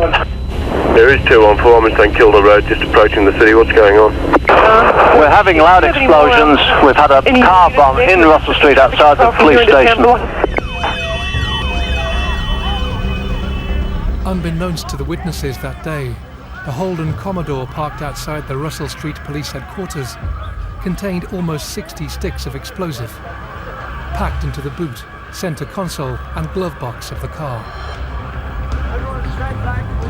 It blew me about 6 or 7 or 8 metres back into the bluestone wall of the Magistrates Court. The car completely disintegrated and there was metal flying everywhere. All of a sudden then I was aware that my left thigh had been struck by something. My second thought was that this is a bomb. Yeah, that car's still on fire. Can we have the fire brigade here, please? Roger, stand by. I looked behind and saw this big black plume of smoke and saw that it was in the vicinity of Russell Street. People are coming out and walking towards to see where that explosion is coming from. Right back. A sea of confusion, and as you may see in some footages, the people are coming out, the minor explosions now occur. There's been a second explosion. Units, stay away from the area. What were I believe to be petrol tanks and the likes. But even as a trained investigator, I didn't turn my mind to a terrorist act. I'm sure there was a shock component that kicked in because although I had clearly a serious injury to my leg, I wasn't even aware of the pain. There was a great deal of panic. I remember some of the one particular policeman who appeared to have just lost control. He was screaming at people and, quite frankly, he wasn't doing any good. The police decided that we were in an unsafe situation because there were still some explosions going on. So I was told, take your ambulance and the people you got on board and move further back. The communications section was on the first floor, which is only just slightly above the level of the street. And fortunately, that particular building, that particular office had very heavy curtains on it, and a lot of the shrapnel and the glass, of course, that blew inwards when the car bomb detonated, it was caught by the heavy curtains in the communication centre. Otherwise, of course, there could have been people in that part of the building that could have suffered very serious facial injuries, of course, from flying debris and glass. Across Russell Street, the magistrate's court had also been damaged by the explosion. Lawyer Bernie Balmer was in his office when the bomb detonated, and in the chaos, he realised he needed to get out. I thought the roof was going to come in, so I belted out and straight down the steps into Russell Street, where I ran into poor old Angela. And what drew me to her attention is that, like, her bootlaces were on fire. Her clothing had been predominantly blown off. Angela Taylor had been caught by the full force of the blast and had suffered horrific injuries. She was the bravest girl of all get out, and she was uttering things like the bastards and shit like that. She must have been in huge pain. 7507, we have people with injuries. We require ambulance, please. I was working retail and it was just a small toy shop, and I had the radio on and they said there's been a bombing and there's been a woman that's hurt. And my first instinct and thought was, it's not my Angie. They're talking about a woman, and I've got a little girl. Angela and the other wounded, including fellow officer Constable Carl Donadio and Ian West, were rushed to hospital. The two men were suffering from severe leg injuries after being hit by shrapnel. Back at the scene, there was a dawning realisation that the very fabric of Melbourne had changed forever. It just, all of a sudden, everything changed. From a bustling city that Melbourne was in that time, it went quiet. It was an unusual quietness all through Melbourne that I'd never really seen before. There were people on the streets, but a lot of people just standing around, couldn't understand what was happening. We couldn't even let people in to put the fire out at that stage because we didn't know what else was there, and ended up having a man suited up with the appropriate clothing protection to go in there and put the fire out. As soon as the fire was under control, police moved in to lock down the scene and ensure there were no further explosive devices. The fact that Australia was at that time unfamiliar with the threat of terrorist bombs made their task all the more challenging. Immediately after the bombing, and even the first responders, there was just an absolute feeling of total disbelief that this could happen in Melbourne. Before this incident, we'd had minor incidents that might get you a bit concerned, but this was an absolute attack on police and society in Melbourne.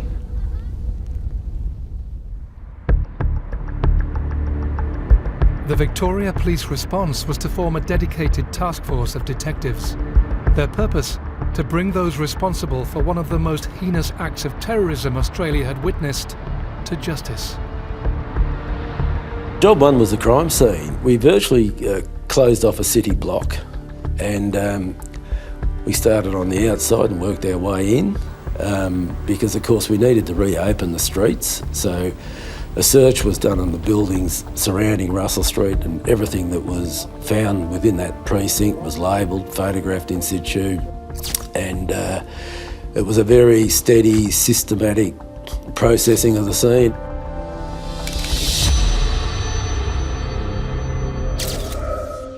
As detectives began to piece together the vast quantities of forensic evidence at the scene, tragic news reached the task force. Their friend and colleague, Angela Taylor, had lost her fight for life 24 days after the explosion. She was the first female police officer in Australia to be killed in the line of duty. She was compassionate, and if she had a skill that she could help someone with, she would want to use it. Yeah, that's pretty well why she wanted to join the police force. Yeah, she wanted to make a difference. She wanted to put something back into the community. She was that way inclined. It was a comfort to know that the people that she worked with wanted to do what they could. I remember there was a young woman that was in her squad that wanted to be outside her room, and she volunteered to do that. And that must have been very hard, because the whole squad, I'm pretty sure, was close to Angela. I think it's fair to say investigating the murder of a colleague has a lot of responsibility. You have to maintain a very strict discipline around this is another investigation. But behind it, of course, there is a fact, and an indisputable fact, that this was an attack on us.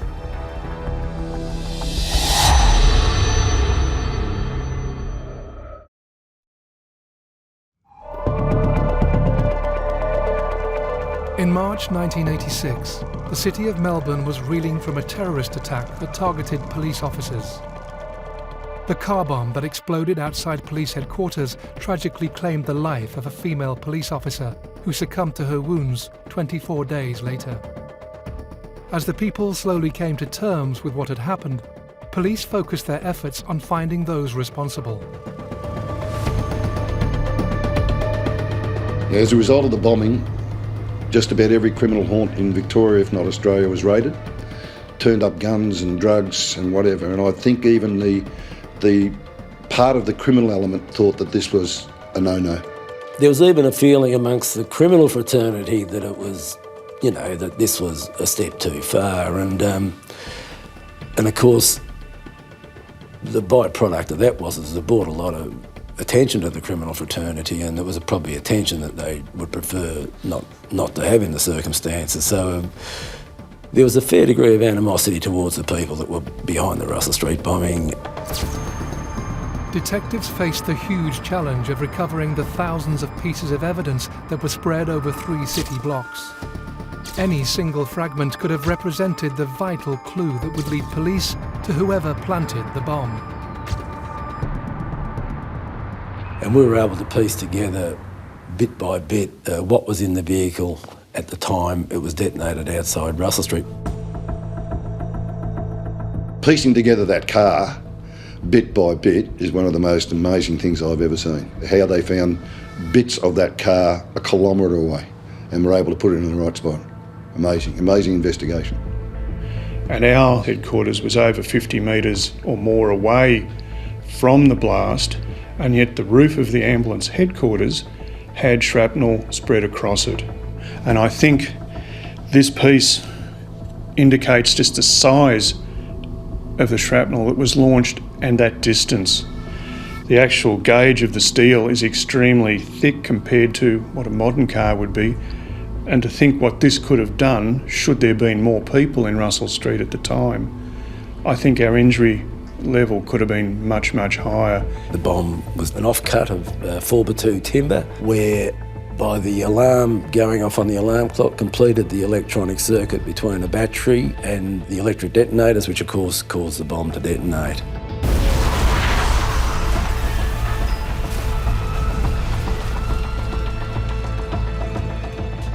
A crude but effective device. Despite the fact the scene was littered with forensic evidence, police were still unable to pinpoint any individuals who may have been responsible for planting the bomb. That was to change, however, when the Russell Street Task Force were made aware of a bank robbery that took place just hours after the bombing. 4 o'clock on the afternoon of the bombing, there was an armed robbery committed on the National Australia Bank at Donvale. The getaway vehicle was a silver Holden Brock Special. That silver Brock Special was located in the Yarra River at Wonga Park, a northern suburb of Melbourne, some days after the Russell Street bombing. This vehicle was put on the back of a flat-top trailer and taken to the Coot Road compound, and 2 detectives from the Stolen Motor Vehicle Squad were there to meet it. Sitting in the corner of the Coot Road compound was the remnants of the Russell Street bomb car. So Arthur Adams and John Bradbury, 2 of the detectives from the Stolen Motor Vehicle Squad, they started out of curiosity looking at the bomb wreck, and they were both surprised to see that the identifying numbers in the chassis had been drilled out, because that to them was an unusual way of removing identifying numbers from a vehicle. The most common way of doing it was to grind them. The Silver Brock Special arrived on the back of the flat top, and it was unloaded, and they opened up the bonnet, and the first thing they noticed was it had also had its chassis numbers drilled out. They were rather astonished. They found 2 vehicles in the one place on the one day that had been dealt with in an identical fashion. So Arthur Adams, the sergeant, came back to the task force office, and he made a statement there, and then he said, "I believe the person who stole the bomb car also stole that Silver Rock Special." Detectives now turned their attention to the theft of the car involved in the bank robbery. Police discovered that the getaway car's number plates had actually been recovered following a car chase some weeks before, involving known criminal Peter Reid. Could he be the link between the bomb car and the getaway vehicle?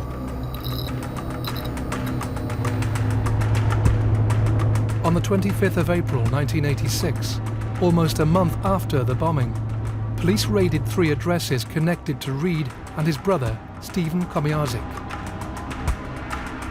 It was Anzac Day, it was the 25th of April. A series of raids were conducted simultaneously at Reid's address in Callista, at 15 Harros Avenue, Nuttawading, and at Stephen Komiarzik's address in Olive Grove, Boronia.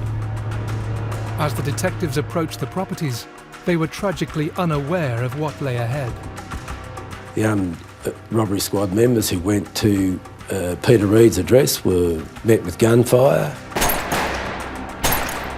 He's standing up on the bed, shooting it out. Mark Wiley got shot in the stomach, who was lucky to survive. Mark was one of the first people through the door at the Callista address.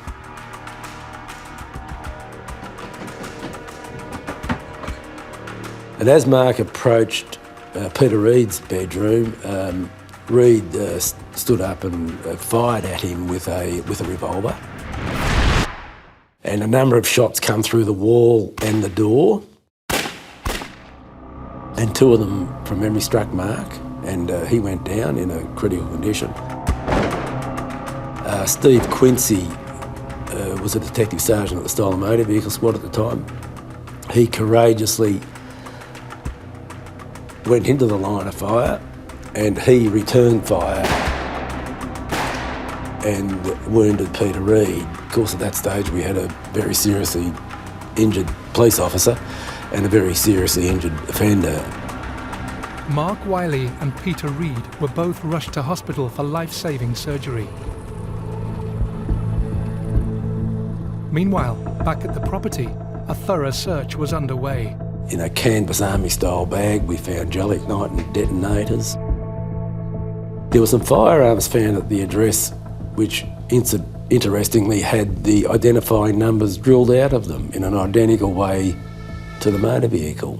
We also found a copy of a newspaper wrapped around some gelignite, and a petty criminal named Rodney Minogue, his fingerprint was on one of the pages. We also found a partial fingerprint on the toilet door that belonged to another petty criminal named Craig William John Minogue. We were then very interested in speaking to the Minogue brothers, and despite our best efforts, we were just unable to locate them. Unfortunately for the police, Craig Minogue and his brother Rodney had disappeared.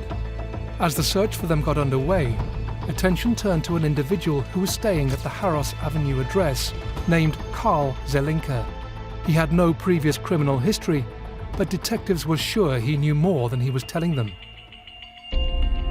We actually spoke to Carl and spoke to him about his knowledge of the Minogues, and he denied knowing them and denied knowing Peter Reid. And we knew that wasn't right because we'd spoken to his neighbours, and we'd shown neighbours photographs of the Minogues and Peter Reid, and neighbours had identified them as being people that frequented 15 Harros Avenue, Nunawading. So Carl was lying through his teeth to us, but we couldn't quite work out what the motivation for it all was at that stage. From the examination of the crime scene, the forensic were able to put together how the bomb had been set up. And it had been put on a block of wood with an alarm clock. As a result of going to Harros Avenue, Nunawading, we found that the block of wood matched a fence post at Harros Avenue. Some slivers of timber which fitted perfectly across a fault line in the bomb block and also still attached to the fencing. So we knew in our own mind then scientifically that the bomb block of wood had come from the fence line at 15 Harros Avenue, Nunawading. And we then formed a fairly strong view that Carl Zelinka knew a lot more about the Minogues and Peter Reid than he was telling us. Faced with increasingly incriminating evidence against him, Zelinka began to talk, and one of the crucial pieces of information he provided was the name of another man who he thought could be involved. They used to refer to him as Stan the Man, and I had a very diligent detective on my crew named Mark Harris, and I said to Mark, go to the record section and find Stan the Man. And he found a male person in his early 50s, Stanley Brian Taylor, whose driver's licence was registered to the Minogues' parents' address. That then formed the identification of Stan the Man. Yeah, he'd been involved on the wrong side of the law for most of his life, from the age of 12, I think. And he'd done a lot of hold-ups and other crimes. He was a serious armed robber, really not the type of fellow you'd expect to be hanging out with a couple of young fellows like the Minogues.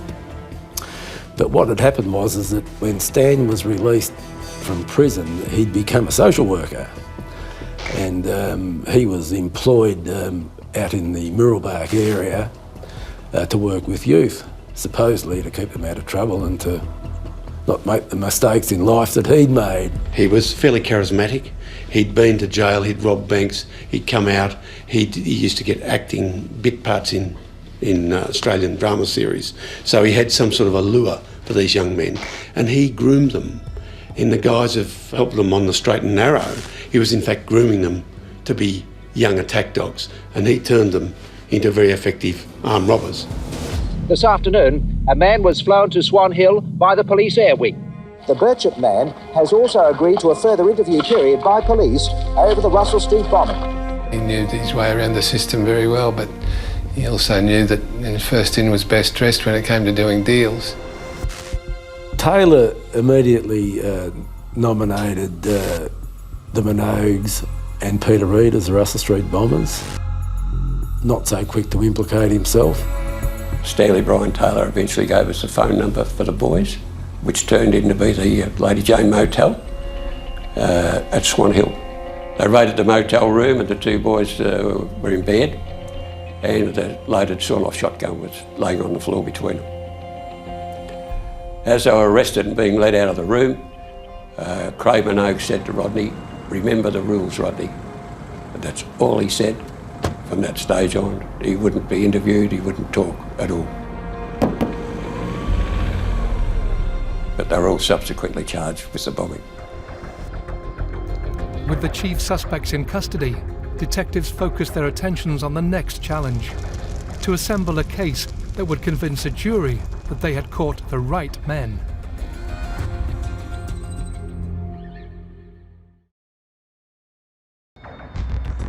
In 1988, the trial began of the men charged with committing one of the most heinous acts of terrorism in Australian history. A huge car bomb had claimed the life of 21-year-old police officer Angela Taylor and sent shockwaves through the city. As the court date approached, the meticulous and diligent police investigation into who had planted the bomb was about to be revealed. The volume of physical evidence was staggering, really, and how we could tie each person into it. But all that had to come into the court, so it was good evidence. Another major source of evidence came from an associate of Craig Minogue, Taylor and Reed, called Paul Hetzel. He had a history of violent crime and robbery, and when arrested in June 1986, he agreed to tell what he knew about the plot. He described the alleged bombers as having a hatred of police and a desire to kill as many officers as possible. Now, Hetzel was an interesting character. He knew straight away who was involved in the Russell Street bombing, and he'd been privy to conversations in the lead up to it, and we located him a couple of days after the arrest of Stan Taylor, and Gary Ayres and I interviewed Paul Hetzel over the course of a day or two, and he told us the whole history, filled in a few missing spots that we're unaware of course, and that Carl Zelenka wasn't aware of. So Hetzel virtually filled in all the missing pieces that we hadn't at that stage. The trial of the alleged bombers began in January 1988. Peter Reed, Craig and Rodney Minogue, and Stan Taylor faced a number of charges, including murder and conspiring to blow up the Russell Street Police headquarters. In proceedings before the trial started, the charges against Stephen Komiarczyk were dropped due to insufficient evidence. The offenders were faced a committal proceeding at the Melbourne Magistrates Court, and in fact I was the first witness. And I gave my evidence of my observations. And as I walked out of the court, Craig Minogue spat on me. And I just looked at him and walked out. Well, it was one of the longest criminal trials in Victoria's history. Trial raged for months. Witnesses were in the witness box for days on end. The integrity of people was attacked by defence counsel, as is normal in a high-profile criminal trial. I will say this: Hetzel and Zelenka gave evidence that, in my mind, was 100% truthful. We'd corroborated virtually everything that those two men told us. Unfortunately, it's difficult when you have a criminal giving evidence in a criminal trial against his colleagues. There's no doubt in my mind that the jury were quite happy with Carl Zelenka because he did not have a criminal history. I'm not sure they were as convinced as to Paul Hetzel's integrity. In August 1988, and after a trial that lasted almost 8 months, featuring 156 witnesses, at last the jury returned its verdict. Stan Taylor was convicted. He was sentenced to life imprisonment, never to be released. Craig Minogue was convicted. He was sentenced to 40 years with a 27-year minimum. Young Rodney Minogue was convicted and sentenced to accessory after the fact to the Russell Street bombing. Peter Reed was acquitted. However, he was convicted by the jury of using a firearm to prevent apprehension and attempted murder of Detective Sergeant Steve Quincy, who was the police officer who actually shot him. Peter Reed's acquittal was a bitter pill.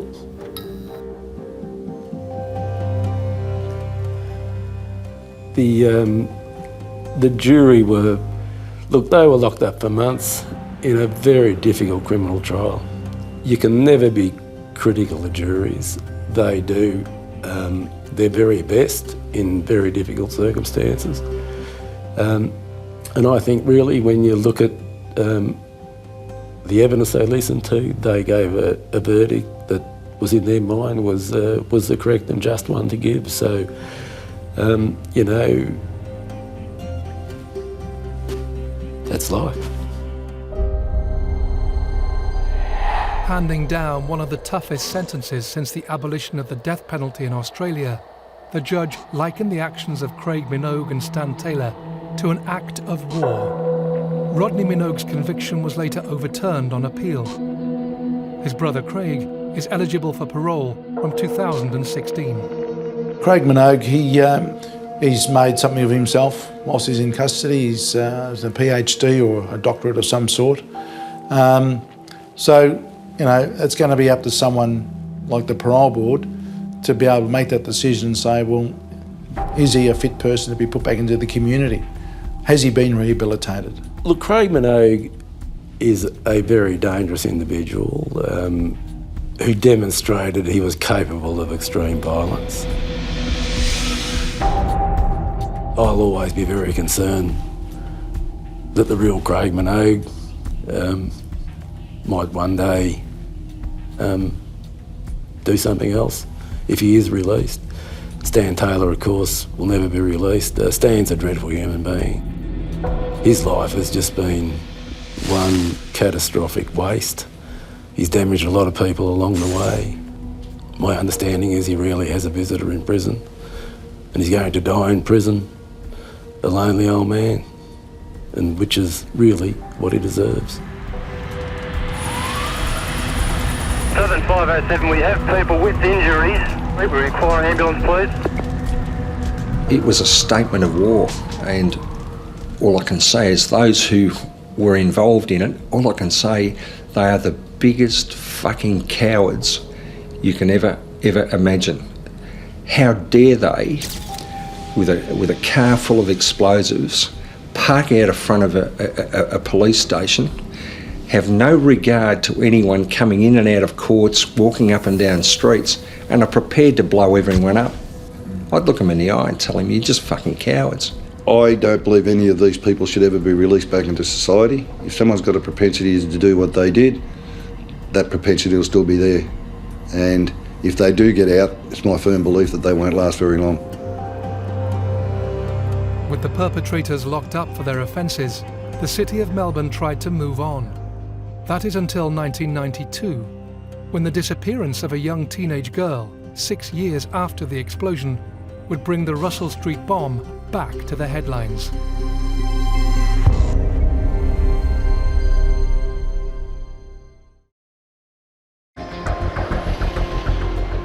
With the Russell Street bombers behind bars after a trial that lasted 8 months, Melbourne began to move on. Until the abduction of a girl made headlines, and rumours began to circulate that it was connected to the bombing.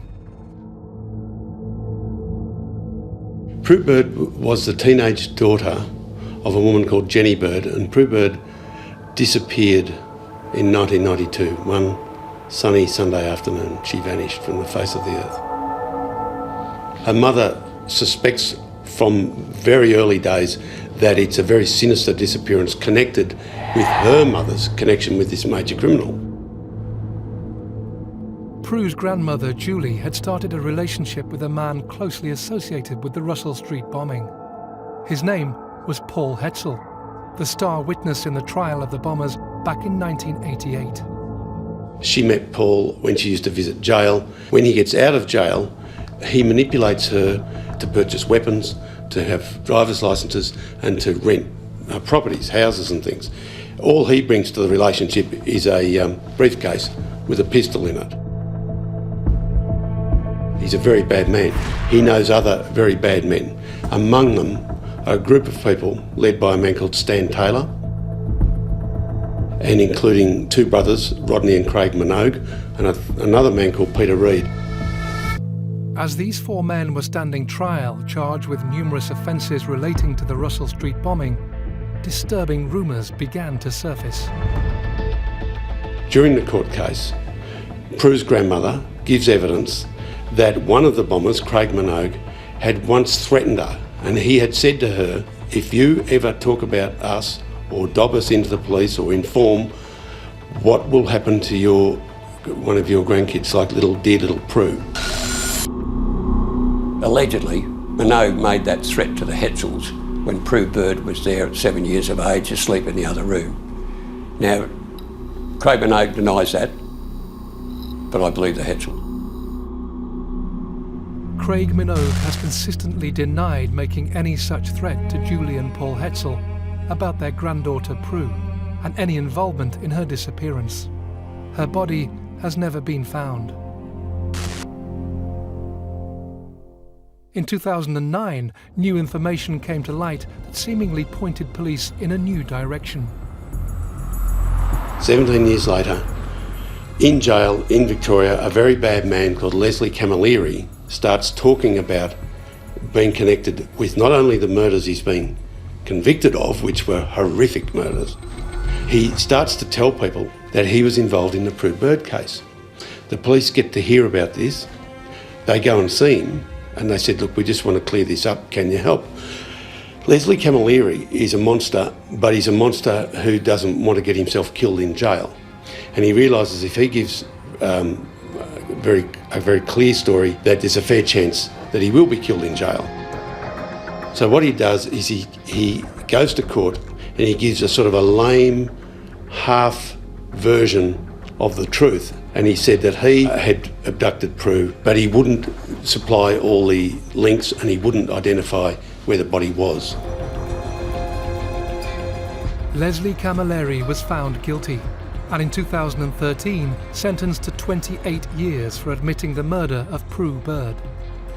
He refused to give any details about the circumstances of her death and the location of her body. Despite his claims he acted alone, some remain convinced there was another person involved. For others, the links between Pru's disappearance and the Russell Street bomb refused to fade away. I believe the threat was made, and I don't think Camilleri's telling everything that he knows. He certainly admitted killing the girl, but there's a lot more behind it.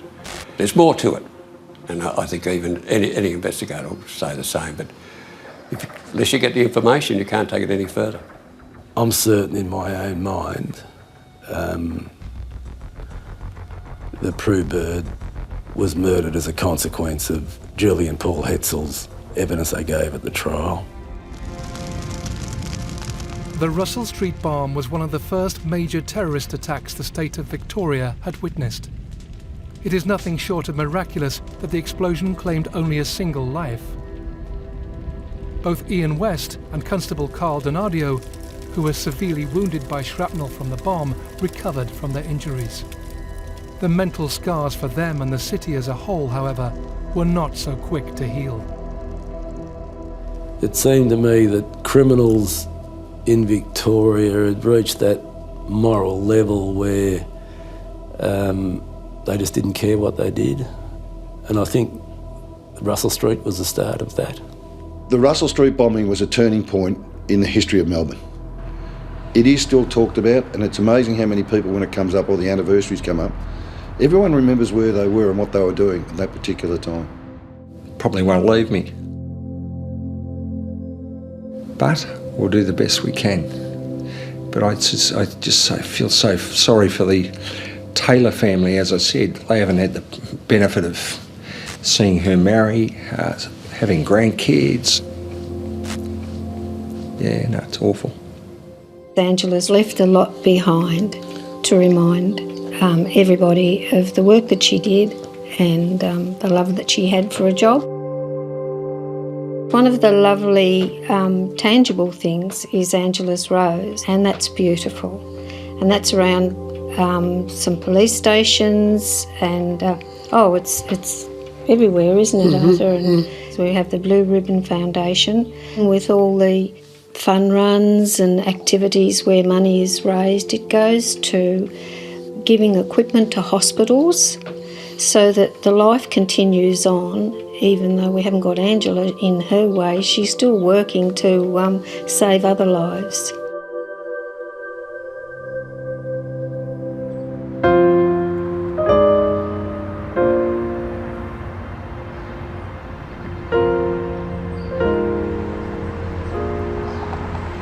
Almost 30 years after the explosion, the Russell Street bomb claimed another victim. Mark Wiley, the detective shot during the raid on Peter Reid's address, tragically took his own life in 2014. Mark Wiley was a colleague of mine in the Victoria Police and a thorough gentleman and one of the best investigators I ever worked with. And he's a perfect example of the effects of trauma can have on you years later. Now, we all knew Mark was in a bit of trouble mentally for the last 12 months of his life. A lot of people tried to assist him, but unfortunately it didn't work. I don't think Mark ever recovered. He had demons after being shot and the dreadful consequences of that. One of the tragedies of it all, that people don't know what's going on in other people's heads or their minds or their hearts, and often they don't seek the help they clearly need.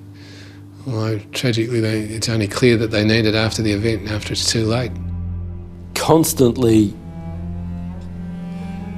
dealing with traumatic incidents and constantly being in a situation where there's a degree of physical risk, there's no doubt in my mind that that we all pay a price for that.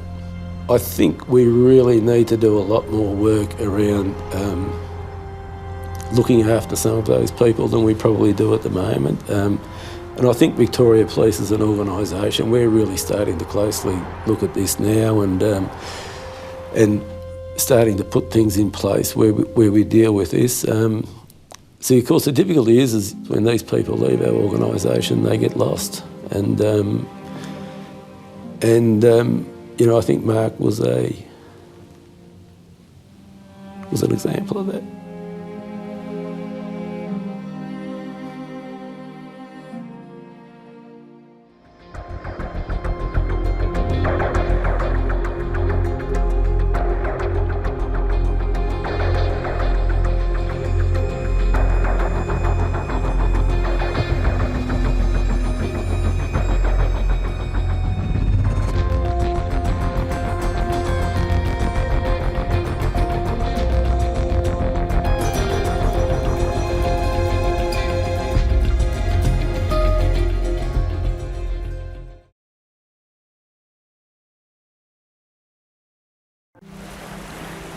Just 90 minutes drive southeast of Melbourne, Phillip Island, with its rugged beauty, is the perfect destination for a short break. But in August 2009, that tranquility was shattered when human remains began to wash up onto the shore. Police are hoping missing person reports could shed some light on a gruesome find at Phillip Island. The grisly discovery would stun a family. There was a black and white photo of a tattoo and something about a leg being found, and I looked at it and I thought, what's that? They say they're confident they're closing in on Rachel's killer, and quickly. He asked her whether she'd like to come in and see a dissection. The dark past of a killer would shine a light on the nation's justice system. This guy is a master manipulator. He had people wrapped around his little fingers, and the system allowed him out to do this. There is no such thing as closure for me, and there never will be. There never has been any sense of closure at all. Revelations in court would uncover one of Australia's most evil killers. God knows what he really did, or even definitely where he did it, because no DNA was recovered from the bathroom where she was supposed to have been cut up. The murder of Rachel Betts was a crime that shook Australia.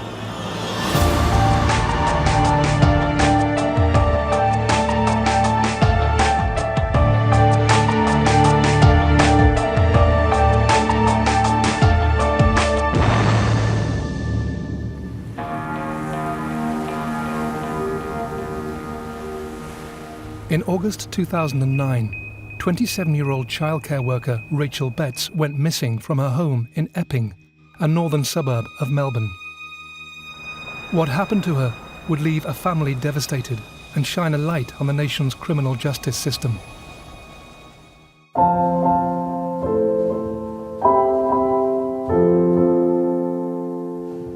At the start of Rachel's life, Rachel was an only child for about 11 years.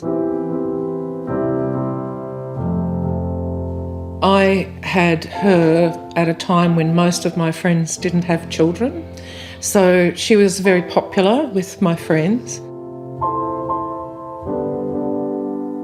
She was a real asset to the family all the time. She was great with her cousins, my nieces. She was the eldest of the 7 girls. Rachel was a very loving girl. It's not unusual in a step-parenting situation where the children are not too happy about one of their parents having a new partner and vice versa, and possibly having step-siblings. And Rachel built bridges between my children and the younger 2 girls. Rachel was really good at making friends with strangers pretty much on the spot. Anybody she wanted to meet, she would just march right up and do so. Very bubbly and very good at making people feel welcome and like they were instantly the most important person around her. Just fun and lovable. Although we lived together, sometimes we didn't see each other every day. I'd hear her get up in the morning. I always knew she was up and awake and getting ready because I could smell her toast and coffee. She was always happy and bouncy. She was always happy to see you, happy to help.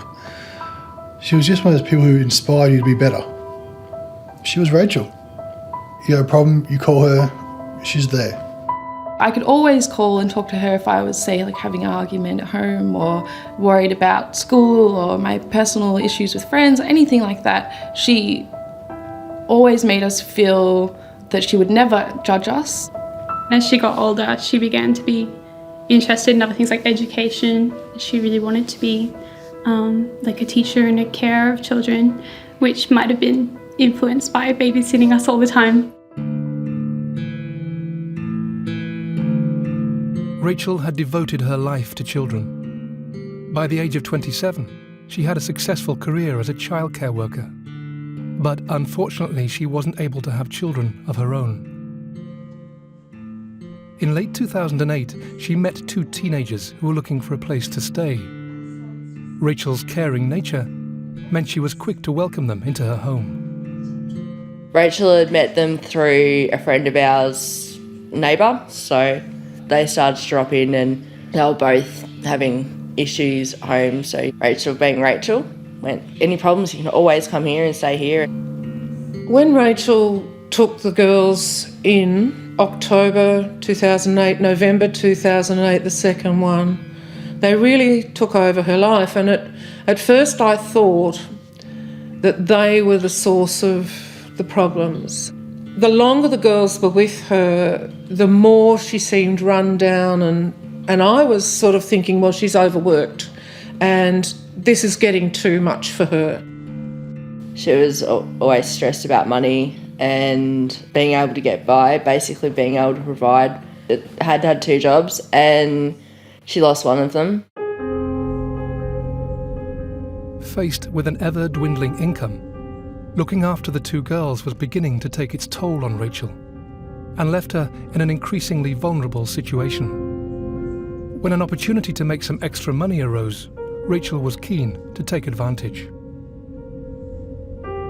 Rachel had met a fellow, and this fellow had been working with an older man, and that older man had said to this guy that he was looking for young people to recruit to sell drugs, and for some reason this guy introduced Rachel to him, and as I understand it, came round and did a sell, Oh, look at you, you're trying to look after 2 kids and you're working so hard with 2 jobs, and you could have the girls through the day and run them around, and at night time you could go out to some nightclubs and pubs or whatever, and you can meet up with people, you can sell some drugs, you'll make a lot of money, your life will be easier, things will be better for you if you do this. How he managed to make that sell, I don't know, but she decided to give it a go. I guess she probably thought I could stop work for a while, see how it goes, you know. The problem with when you're moving with people who take those drugs, rather than just selling it, she was actually taking it. And it began to have quite a severe effect on her after a while.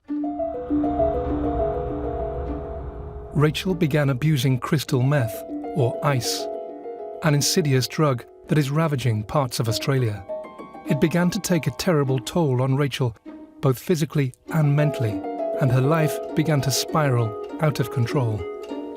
We actually end up having, after living together for years, end up having a bit of an argument, and I moved out in March of 2009. I can honestly say she probably knew me better than anybody, and same for me with her, but by that time I couldn't tell you what she'd been up to for the day. Usually I could tell you what she ate for breakfast, lunch and dinner. She started to develop some of these symptoms of paranoia, and it was obvious that something was wrong. She said there were all these people she didn't know were coming around. Friends of the young girls were coming around, and she was feeling uncomfortable and unsafe. This paranoia thing that comes with taking these drugs was affecting her. She started becoming delusional. She had all kinds of strange experiences where she thought she was being watched or being followed.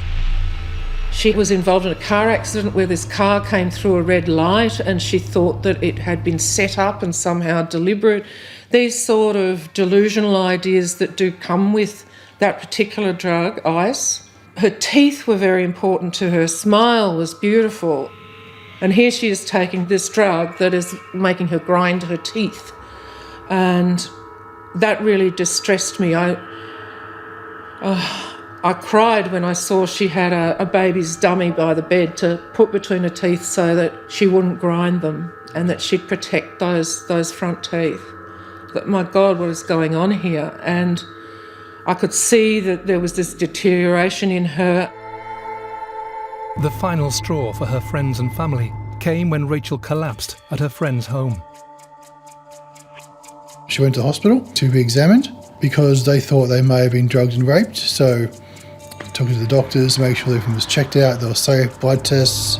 The crisis assessment team came because she wasn't well. Unfortunately, I think it was the drugs that got to her and made her paranoid. They assessed her, took her to the hospital, got her into rehab to dry her out, and July she was back here with us, with her sisters and myself, and in a safe place. Despite returning home, the temptations of her other life were proving too much for Rachel. She had a party one night, a couple of friends round, and the girls were here and they had come out to stay for a couple of nights and they were getting noisy. The point is to keep her away from any drugs, and there wasn't supposed to be any drugs, so I asked them to leave. Anyway, Rachel took it as an opportunity to go and take the girls and go off to this other place that she had been organising for them to live at. When she was leaving, she was distressed, and I was quite distressed too. She just felt, I think, stifled, living under her mother's roof again. I remember saying to her that you're being looked after here, that it had been a positive thing that she was here, but I think she felt guilty. And the last words she ever said to me in person were, "If I leave tonight, will you still love me tomorrow?" And I started to cry and said, "Of course I will." I felt like I had only just gotten my big sister back for the first time in quite a while. And to have her leave that night, I was filled with dread. I knew that nothing good could come of it. What her family couldn't have known was that it would be the last time they would see Rachel alive. Human remains have washed up on a beach southeast of Melbourne. The gruesome discovery was made by a man jogging along Ventnor Beach on Phillip Island.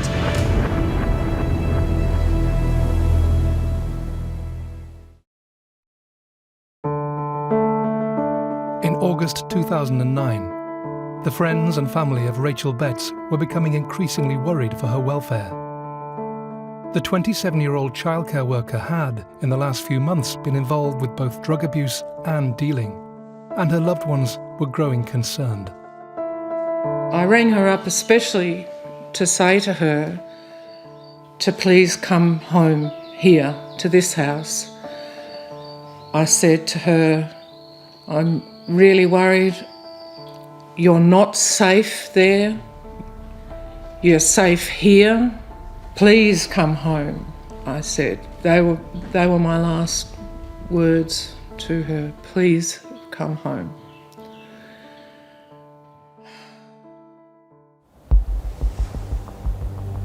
On the 18th of August, a new story broke about a grisly discovery at a popular tourist destination. Police are hoping missing person reports could shed some light on a gruesome find at Phillip Island, a woman's tattooed left leg. The tattoo features red and violet flowers on a twisting vine. The revelation about the tattooed leg set off alarm bells for Sandra. Holding on to the slender hope that her daughter was alive and well, she began frantically calling Rachel's friends. I phoned Epping and asked the girls, where's Rachel? And have you heard from her? Have you spoken to her? And the youngest one lied to me and said, yes, I heard from her about lunchtime, and this isn't right. And so I said, put the other girl on the phone, and she said, oh no, I haven't seen her for days, and we've been calling and she's not answering. And this was just totally out of character. If Rachel was doing something, those girls would know exactly where she was going, exactly when she'd be back, how to contact her while she was away. Rachel had disappeared and we didn't know where she was, and Sandra was getting very frantic. She'd started placing calls to friends and family and sent text out to everybody that she thought Rachel knew. Her mother called me up one day and messaged me, so 12 at night time, midnight, and I've gone, who's messaging me at midnight, And I found out it was a clear call with Sandra, Rachel's mum, have you seen Rachel? So I called up and said, this is David. No, I haven't seen her for 2 months. She's supposed to be in rehab. And that's when she told me about the foot they found on the beach, with the tattoo same as Rachel's. So they started the course to worry that Rachel may have died or something may have happened to her. At the location of the grim discovery on Phillip Island, detectives were beginning to arrive at the beach that was now a crime scene. I was afternoon on call on Sunday, the 16th of August 2009. I was contacted by Detective Sergeant Sean Audley, and he advised that a leg had been found at New Haven Beach, Phillip Island. It was a female leg, a full female leg. It had been severed around the hip joint, but it appeared that I guess it would be a non-survivable incident that had occurred, so expected foul play pretty much straight away. There was a floral tattoo on the foot that gave us something at least to go and start checking our records to see if there were missing persons firstly, and there's various databases of people with tattoos. They were looked at in the following days and we weren't really getting anywhere with that. That came to nothing. Rain got onto the computer and looked up some photos on Facebook, and she saw a photo of Rachel dancing barefoot, and it was definitely the left foot that had the tattoo on it. And that's when I phoned the police and said, look, I think that this is my daughter. DNA testing conclusively proved Sandra's worst fears. The leg did indeed belong to her daughter. 3 weeks later, further remains were found on another beach, followed by reports of a right leg sighted by the crew of a ferry. Tragically, the rest of Rachel's body was never recovered.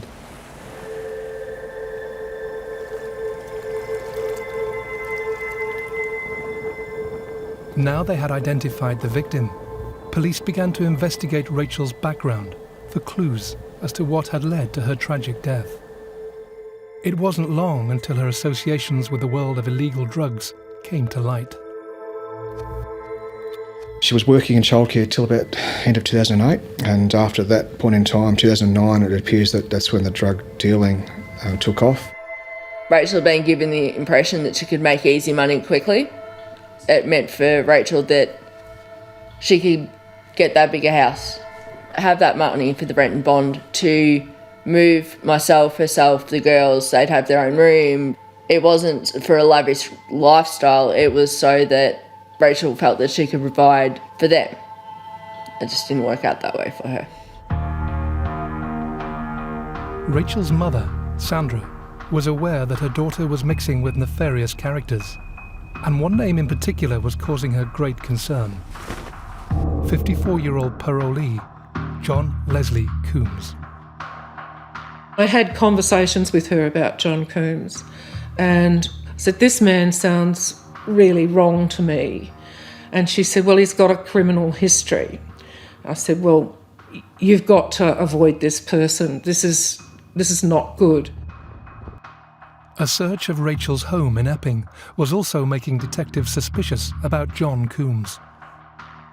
There were various diaries that mentioned of various people that she knew, lots of phone numbers. Also, some drug dealing type of equations were in these things as well.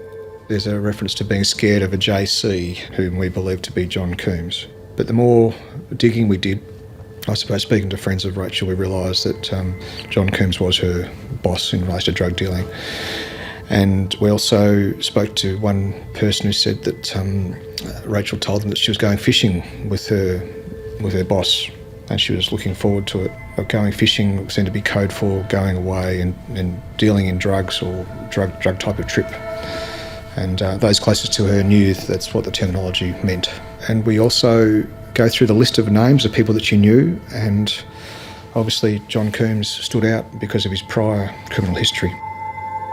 Rachel's family, they knew obviously how close Rachel was with these girls in her care, and they found it very hard to believe that these girls didn't know where Rachel had gone on that Tuesday evening.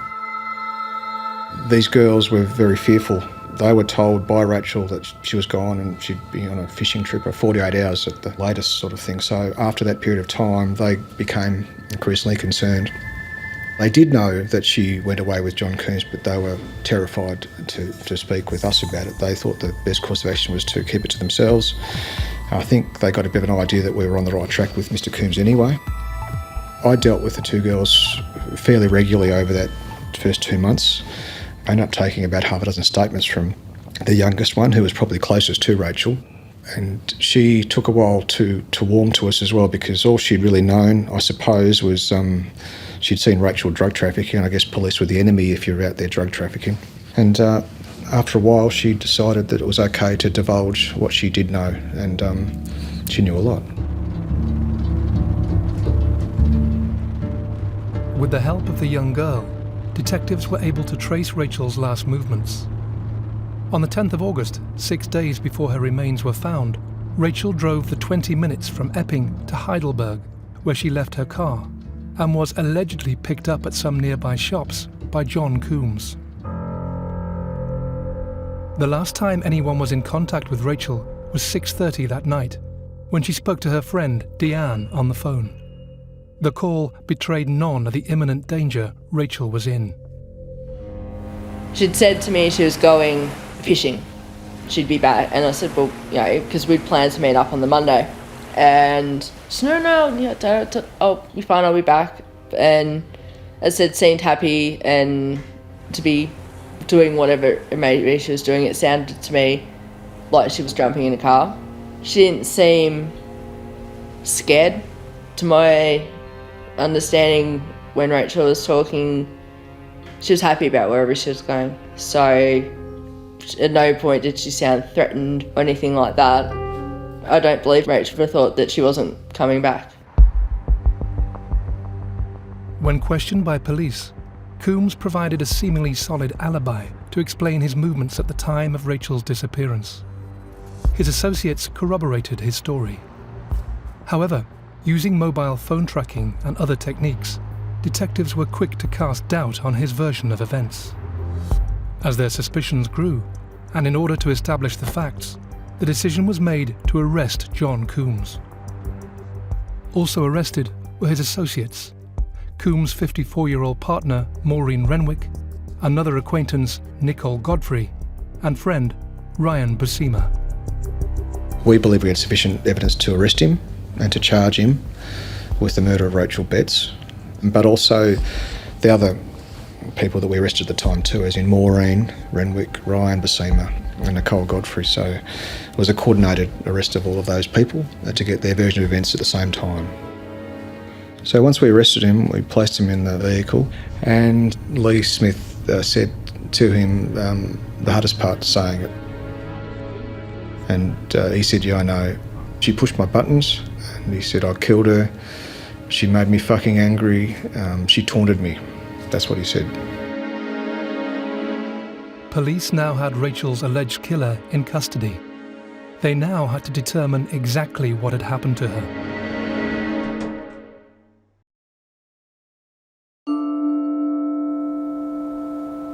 With the suspected murderer of Rachel Betts in custody, the dark, chilling past of John Leslie Kums began to emerge.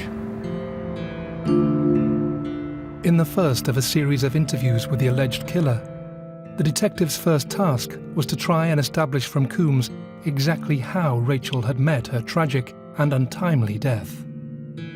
No one really knows exactly what happened to Rachel. We've got Mr. Kums' version of events as to when I interviewed him. He said that they drove down there together to Phillip Island, to 3 Terry Crescent, Wimbledon Heights, Nicole Godfrey's house, and that they arrived there after midnight, and that Nicole Godfrey had a cup of coffee or a cup of tea with the two of them. Mr. Kums says that after they had their coffee or whatever, Rachel went and lay in one of the rooms on the bed. Detectives were stunned when, in an effort to explain what had happened to her, Kums claimed that Rachel was implicated in the abuse of the 2 girls she was caring for.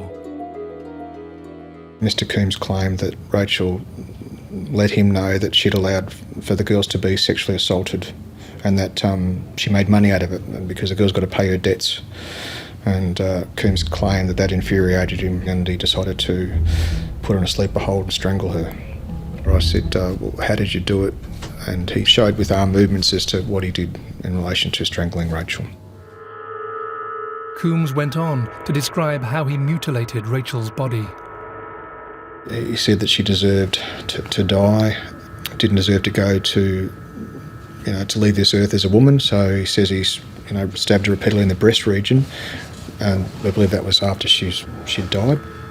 You had to look at it as if this was a side of beef. That's how he kind of described it. It was something where the life had gone.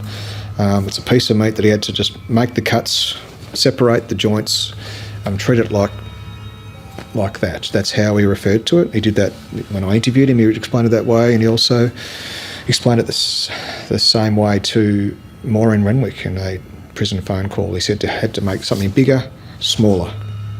Pretty horrendous. Another chilling version of events came from Nicole Godfrey, Kums' acquaintance, who was present in the house on the supposed night of Rachel's murder. She talked about limbs popping and things like that she could hear, and that at one stage he asked her whether she'd like to come in and see a dissection. So she was certainly present whilst this was going on in her bathroom, and it was quite a small 3-bedroom house down there. Despite the detail and the description, detectives questioned the veracity of Kums' version of events. At one point, he did talk to Maureen on the phone about it, and he said something about the manner of death, and it was like one click. It was the cleanest kill ever. So you hear that and you say to yourself, well, what is that then? Is that a strangulation? Is that breaking of the neck? Or what is that? It could be I don't know. In my mind, I saw him cutting out her tattoos on her abdomen. He also cut her breasts off. And again, we've got all kinds of stories. Oh, he used 5 different knives. Oh no, he used a box cutter that you keep cutting the thing. It's hard to believe a word that comes out of Mr. Kums' mouth. It's very difficult to know when it was that she was actually killed. There was no forensic evidence, but they did clean with bleach-based cleaning products. God knows what he really did, or even definitely where he did it, because no DNA was recovered from the bathroom where she was supposed to have been cut up. It came as no surprise to Sandra Betts when John Leslie Kums was charged with her daughter's murder in November 2009. When the police asked us who did we think it would likely to be, we said John Kums, because we knew he had some kind of criminal history. And at the time, that was all I knew. I now know a great deal more about him. There was a lot of police reports, a lot of coronial reports that we had to go through to look at Kums's past, and it's a very dark past. We were told that Kums had two previous convictions, and two major previous convictions, where he'd killed two people. He killed a fellow by the name of Michael Sperani in February 1984. Michael Sperani lived in the seaside town of Mount Martha. In 1984, he was selling his car, and his potential purchaser was one John Leslie Kums. On the pretense of confirming whether the car could tow a boat, Kums hitched up a trailer and then offered Michael the chance to accompany him on a trip out to sea. John Kums enticed Michael Sperani to come out for a ride on the boat. It transpired that Sperani was dating one of Kums's friends, a relationship that his friend disapproved of. Kums seemingly had thought of a solution to this problem. It appears he was assaulted on the boat, and then he was stabbed by Kums. He was thrown out into the water, and Kums then ran over him with the boat's propeller, and then after a while went up to him and pulled him up slightly, and then stabbed him some more. And Kums made a comment to his wife at the time, when he later relayed what happened, and said that he stabbed him a little bit so the fish could finish him off.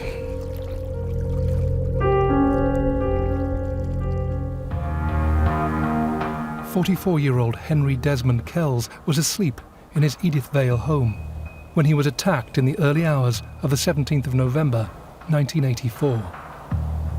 Another good friend of his by the name of Opie, it appears that Kells was socialising with Opie's landlady, and this upset Opie, and Opie complained to Kums about it, and Kums thought he'd go and fix that problem as well.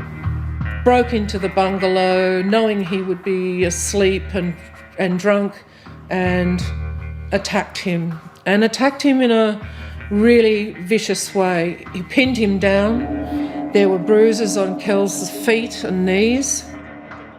There's evidence that he's punching and that sort of thing, and then Kums went to the kitchen, got a knife, and stabbed him and killed him, and also mutilated his genitalia. We believe it's probably to try and give the impression that there'd been some sort of sexual transgression and maybe revenge had taken place, something like that, which seems to be another theme with Mr. Kums as well. He seems to blame sexual misbehaviour, or he alleges sexual misbehaviour on behalf of victims, and he did that on that occasion with Sperani, and I believe he was probably trying to give the same impression in relation to what happened with Desmond Kells as well. In 1985, Kums was convicted and sentenced to life imprisonment for the murder of Henry Desmond Kells. He was granted an 11-year minimum term on appeal. At his parole hearing, the board was told that Kums did not pose a substantial threat to the community. What they weren't aware of, though, was that he had murdered Michael Sperani 8 months before killing Kells, and had got away with it. Satisfied he was safe to release, Kums left prison in October 1996. Within 3 months of being paroled, Kums was arrested again and convicted of Sperani's murder. Despite being now responsible for the deaths of 2 men, but supposedly rehabilitated, he was handed a minimum term of just 10 years. By 2007, Kums was released on parole back into the community, where he started a relationship with Maureen Renwick and began dealing drugs.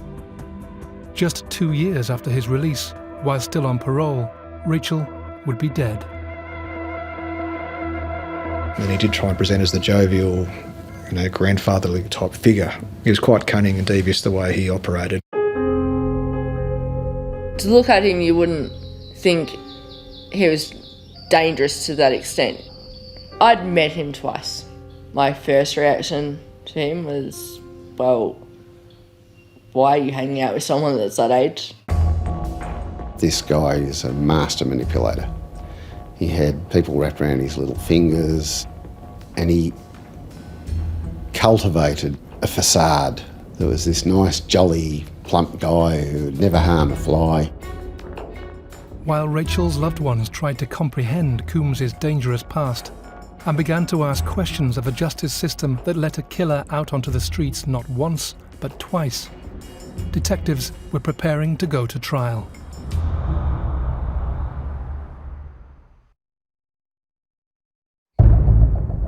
In 2011, John Leslie Kums was about to appear in court, charged with the murder of Rachel Betts. For his victim's family, the trauma and devastation of the past 2 years was about to be played out in public. John Leslie Kums will face the Melbourne Magistrates Court for allegedly strangling the 27-year-old and throwing her off a pier on Phillip Island.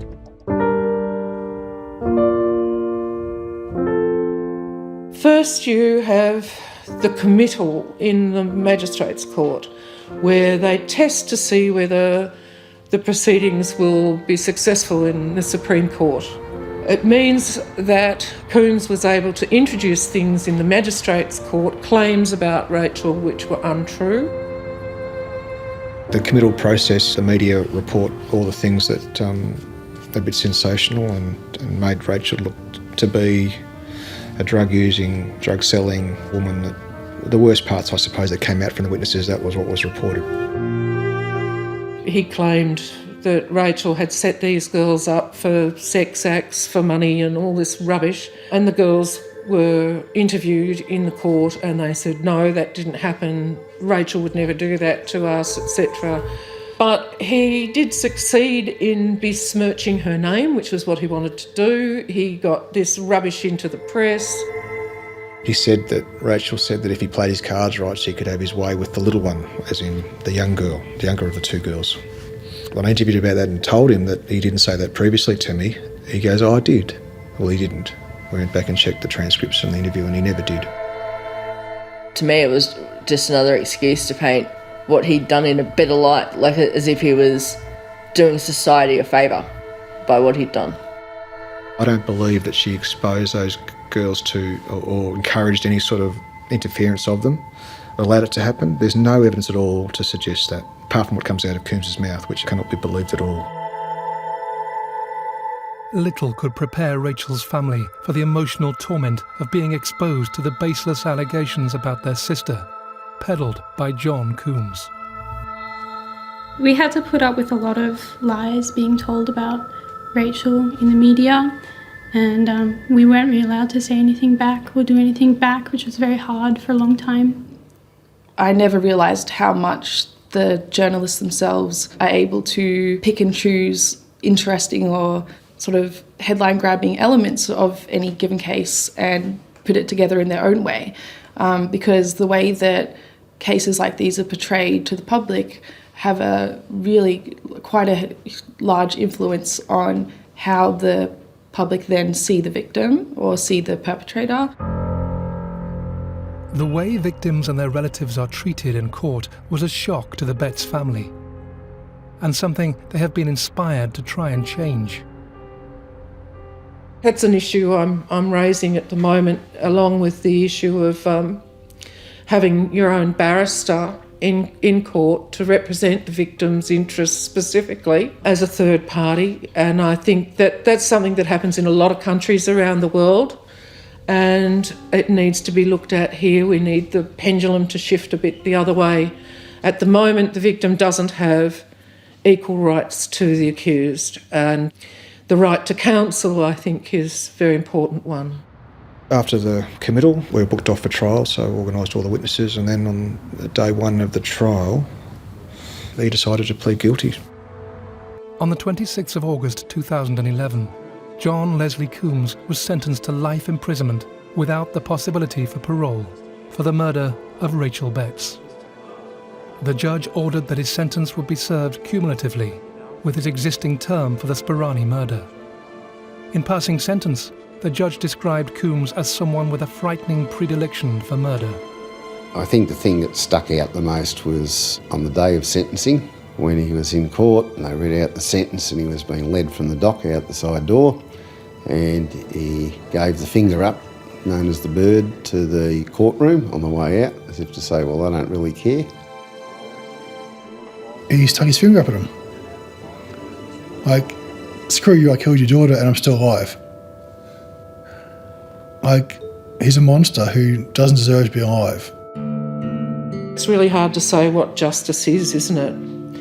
We got the best outcome that could be created in the circumstances. We got a judge who saw through all the lies and the stories and the accusations that Kums made, and who saw that this is a person who had to get a life sentence with no minimum, and he really saw it clearly for what it was, because he didn't make them concurrent. He made consecutive life sentences.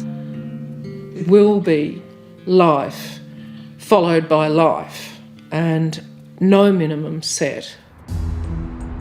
As a way of coping with the loss of her daughter, Sandra Betts has fought for a more rigorous examination of the parole system, something that is a cornerstone of the Australian legal process. Parole is a system that enables the gradual supervised release of people from prison into the community. So typically when someone is sentenced to a term of imprisonment, they will get a minimum sentence and a maximum sentence. And what determines when they're released after serving that minimum sentence is a decision by the parole authority, the parole board, and they have to decide, is it appropriate for that person to be released? Well, the parole system was so broken. Kums was recommended for parole on the basis that he was assessed as a low risk, a double murderer. I wouldn't have thought that that could be possible given the sentence he had. But because he was assessed as low risk and the parole board didn't question this, he was assigned to a junior corrections person. He wasn't monitored very much.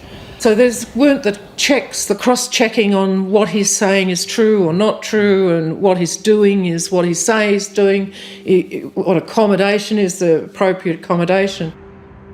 What we have seen in Victoria most recently is some very serious failures that have shone a light on the parole system, and that's been a good thing. It shouldn't have taken those horrific crimes for this kind of reform to happen.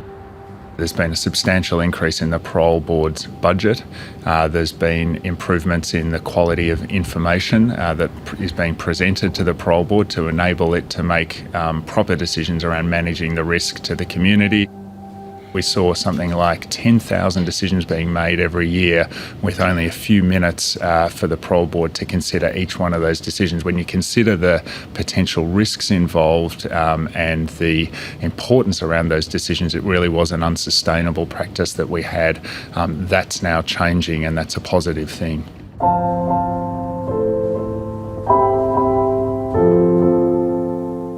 The death of Rachel Betts and other high-profile murders has made the Australian justice system question itself and its processes. But despite the improvements that have and continue to be made, it is little comfort for Rachel's friends and family, who still have to live their lives without her.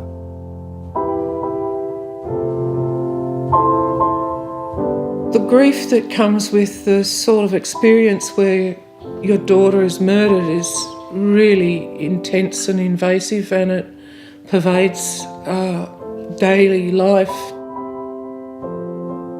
Most mornings I will wake up with some thoughts of Rachel, and it's 6 years down the track, and there's always the important times that her birthday, she'd be 33 now. It's awful. And I know it's not just me that's affected, my children have been very affected. I miss my confidant. I miss the support, the unconditional support. I was looking forward to her teaching me how to drive and being there when I graduated high school. I have a sense of what she's lost as well, though, is what I've lost. I've lost my sister, my hero, but she's lost the potential of a full life. It makes me really both angry and sad that she didn't get to see me become an adult myself, and then to be able to have that relationship with her on a different level, and like every, new step I take in life, she doesn't get to know about that or to see that. And you see me become someone that we probably could have been even closer now than we were before. And I'm also kind of irrationally scared of overtaking her age. To become older than my older sister is really strange but scary to me. I dread time moving forward. I remember dates and numbers, anniversaries, and I feel more hopeless and frustrated that every year goes by is another year further away from what happened.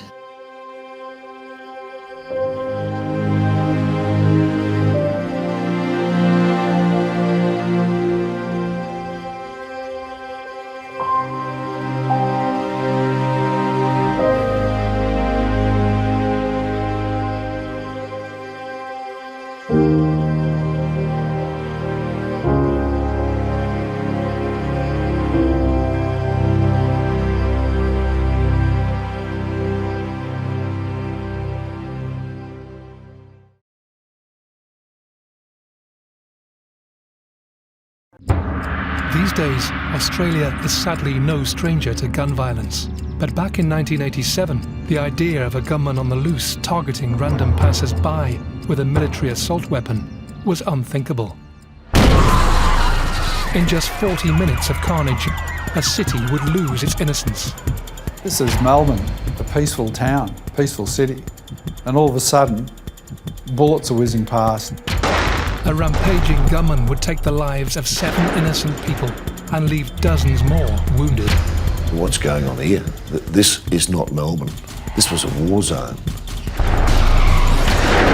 In a unique insight, the gunman would live to describe his actions in chilling detail.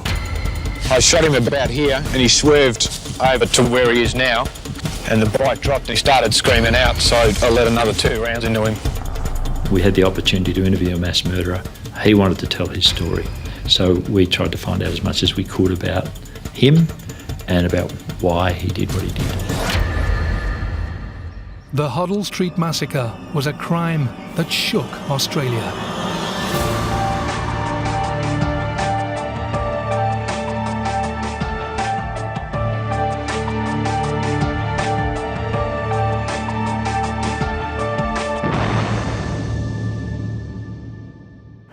This street in Clifton Hill, less than 5 kilometres from the heart of Melbourne, couldn't be more ordinary.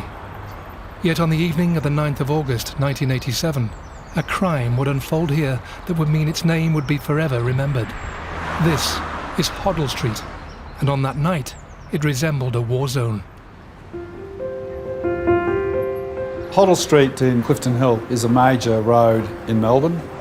It basically connects the north and the south parts, and thousands of cars go past there every day of the week. There are train lines that go down virtually following Hoddle Street, and they carry thousands of people every day. Crime-wise, look, like a lot of the inner city suburbs, Clifton Hill had more than their share of house breakings, burglaries, that sort of thing. But it was a pretty good suburb and still is. It's only a short distance from the inner city area. Certainly Clifton Hill was never noted for a high crime, from my memory of the area. More of a sleepy hollow than anything. On the evening of the 9th of August 1987, that tranquility would be shattered by an act of unspeakable and unfathomable violence. Chef Andrew Hack was heading out for an evening shift at the restaurant where he worked. I was driving down Heidelberg Road, heading towards Clifton Hill, towards the city, and got towards Clifton Hill Station, and I took a left turn down onto Hoddle Street. Normally I would go straight over the overpass there. As I was driving down the ramp, I remember seeing a police car further down the road with sort of flashing lights. not thinking anything of it, just driving along, and the music was, quite loud, listening to that. Railway signalman Wayne Monaghan was also preparing for a long evening shift in the signal box that was located next to Clifton Hill railway station. Before I got to work, I got Kentucky Fried Chicken, and there was no microwaves in those days, or cookers or anything like that. So put the Kentucky Fried Chicken under the food warmer, then heard noises, gunshots, went back in the signal box. I rang the signalman at A box, he wouldn't answer the phone. I rang Metrol, which was the train control centre. They didn't know what was going on, I just said, I'm getting out of here. Wayne left his signal box situated next to Hoddle Street and the unfolding chaos. He took cover nearby and waited for the police to arrive. I remember seeing a car with sparks. Something had fallen off the car, looked like something had fell off from underneath the car onto the road. And I didn't think anything of that. Just kept driving. Then I flattened out on Hoddle Street there, and then I just heard this almighty bang. And I remember looking at myself and my shirt, and there was just blood all over my shirt. My body was numb, pins and needles feeling. Andrew Hack had unwittingly driven into what was to become one of Australia's most shocking crimes. It was just after 9:30 p.m, and someone was firing randomly at cars on Hoddle Street. By then, at least 2 people were already dead and countless wounded. 24-year-old Vesna Markovska had been shot multiple times when she got out of her car after it had been hit by one of the gunman's first shots. She was a broadcaster and theatre performer. She had spent that weekend celebrating her father's birthday. Moments later, 27-year-old Englishman Robert Mitchell was shot in the head as he tried to help Vesna. He had only moved to Australia the previous year and worked as the state manager for a stationery company. Lying nearby, Gina Papayannou was critically injured after being shot in the side. Gina was in her final year as an art student at Monash University and hoped to be a lawyer in the future. I was down with one of my crew doing some work in St Kilda, and I heard some commotion on the radio in the police car. And Clifton Hill at that stage was probably 6 or 7 kilometres from our location. They knew, because my course sign, that I'd held the rank of sergeant. They asked for me to attend at the scene at that time. The basic information was that there was a man randomly shooting at vehicles. As drivers approached the gunman, hidden in undergrowth, they came under fire. In the chaos, many thought their cars had been hit by stones thrown up by other vehicles. They were tragically wrong. Over 100 rounds of ammunition would be fired at innocent people that night. He was, to a certain extent, like the hunter with a spotlight on a rabbit. He just picked off whoever came in his sights. This is Melbourne, a peaceful town, peaceful city, and all of a sudden, bullets are whizzing past. These bullets in cars, and these cars reversing into other cars, and people under extreme shock. As vehicles and passengers were hit, in a killing zone of less than 400 metres, several people were wounded by flying glass and shrapnel, but were able to drive to safety. Started getting some feeling in my fingers and all that. And then I looked out the side, out of the car onto the footpath, and I noticed 2 people laying on the side of the road, not knowing what had happened. They were slumped over each other, and I opened my door and I thought I wanted to go and see what was wrong. And at this stage I still didn't know that I'd been shot. And I walked to the front of my car, which is probably about 5 metres to the front of my car, and then I heard another noise, another bang. And it was quite loud, it was deafening. And then that's when I realised that someone was actually shooting. So I sort of panicked a bit, got back into my car, started to drive. I put my hand down to my side and I remember putting my hand in a hole in the side of my back. Despite life-threatening injuries, Andrew fled the scene and managed to get help at a nearby restaurant. Back on Hoddle Street, the gunman had claimed more lives. 53-year-old brewery worker Dusan Flajnik was killed as he drove into gunfire. His car was struck by 2 bullets, one of which lodged in his chest. He bled to death alone in his car, with his family learning of his death only after seeing television footage of the scene. Seconds later, John Muscat, a Clifton Hill local, left a friend's house nearby after hearing gunfire and going to investigate. He was shot multiple times as he crossed Hoddle Street, hit in the arms, chest and head. In the midst of the chaos, police officers were beginning to arrive. A number of police cars stopped in and around Hoddle Street, around Ramsden Street where the railway station is. The only thing that was apparent was that someone was taking shots at vehicles or people, and no one knew where the location of that person was, how many people were involved, what the situation was. It was just, no one knew. There was no answer. You could hear the shots, you didn't know where they were coming from. You knew at that stage a number of people had already been shot. You could see some carnage on Hoddle Street. We'd had a very quiet night up to that point, but there was a man with a gun in Hoddle Street shooting, and they wanted us to get overhead and see what we could do. So we responded as quickly as we could, got the aircraft out, started up and flew down over the area. The police did not know how many people were there. The police did not know really where the shots were coming from. One moment they thought the shots were up near the signal box near Ramsden Street and Hoddle Street. The next minute the shots closer to the railway station. So there was a great deal of confusion, and the police that were there, generally speaking, had never confronted a scene like that in their working life.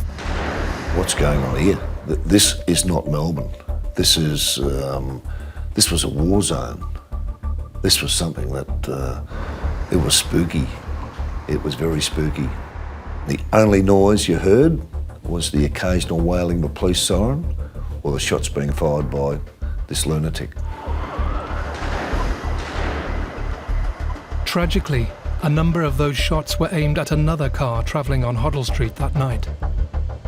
The Skinner family were returning from a birthday party when their car came under fire.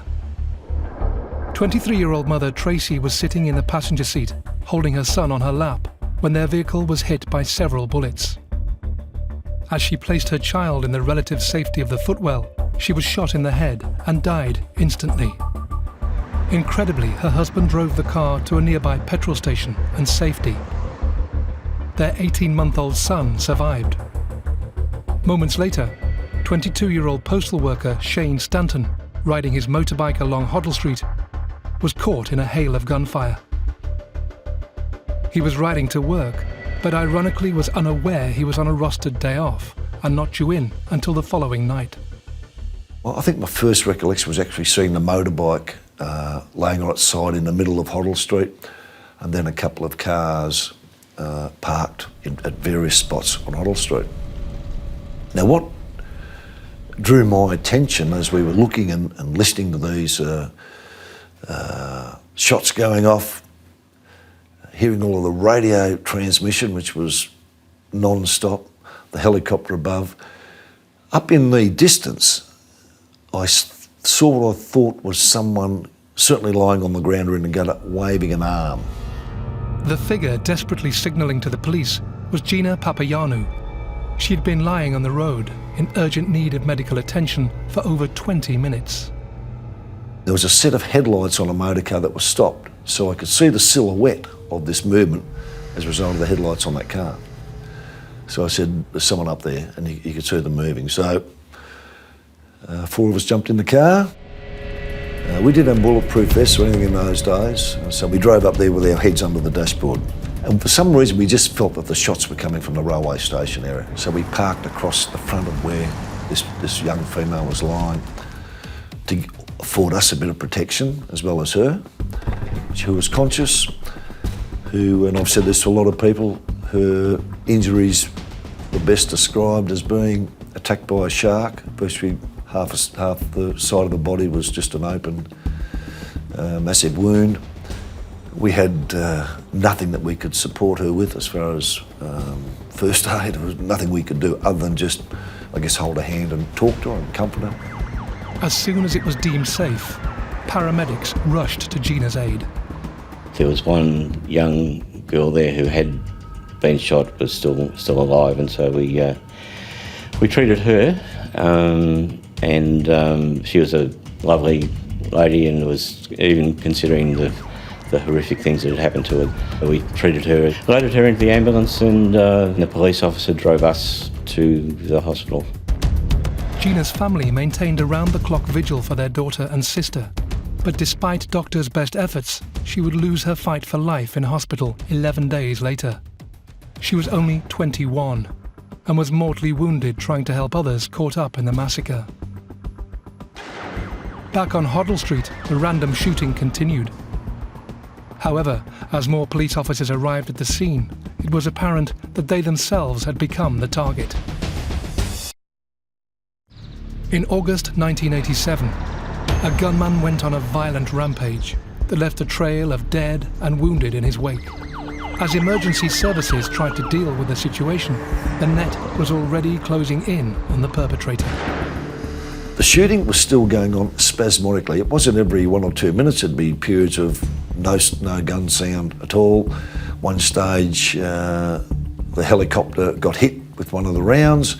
I believe he fired 3 shots, but one hit the aircraft, and incredibly it was right below where I was sitting. The shockwave that went through my feet and my legs was unbelievable. The pain was incredible. If it had been sort of 0.5 millimetre forward, it would have actually split the fuel bladder and caused sparking with all the wires, so all the electrical stuff. So could have been interesting. Narrowly avoiding a huge explosion, the crew managed to safely land the helicopter in a nearby field. Back on Hoddle Street, and as police began to take control of the scene, the shooting was growing more sporadic, and it was apparent the gunman was on the move. He was able to observe from the bushes and the trees that were along the creek line, the Merry Creek, generally speaking where the police were, and any other obstacles. And he followed it, and he eventually came out into the street. There was a police officer there directing traffic, shot at the police officer. Now that police officer was not injured because the bullet actually went through his jacket, burnt his shirt and put a mark on his skin. One of the police who were on duty happened to see a figure dart in the distance. They chased after him, and the next moment they are under gunfire themselves. He took refuge behind a brick wall and shot at the police officers in the police car. That's when he ran out of ammunition, and the police officers who were shot at called on him to drop his gun. He did that after he'd finished shooting and gave himself up. The offender, who was behind a bluestone wall, if I remember correctly, threw his arms up in the air, screaming out, "Don't shoot, don't shoot," and the police then arrested him and handcuffed him.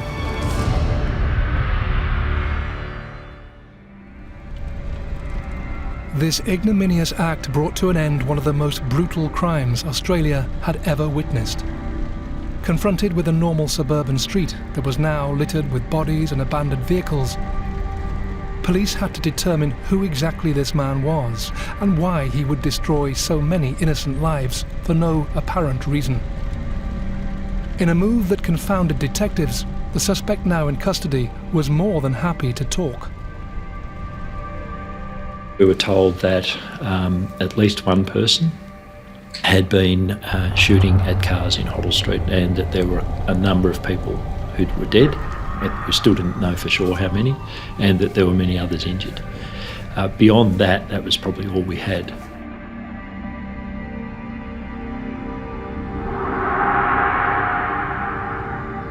The offender in question, currently sitting quietly in an interview room at St Kilda Road Police Station, was a 19-year-old disgraced army officer cadet called Julian Knight. And what's more, he was willing to tell detectives exactly what he had done.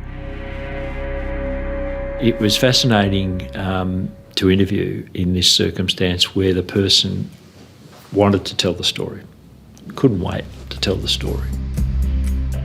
It was sort of clinical, almost military, the way he was debriefing. And it felt like he was excited to tell the story. Look what I did. I did this, I did this, I did this. And it was sort of interesting and on reflection, a bit scary.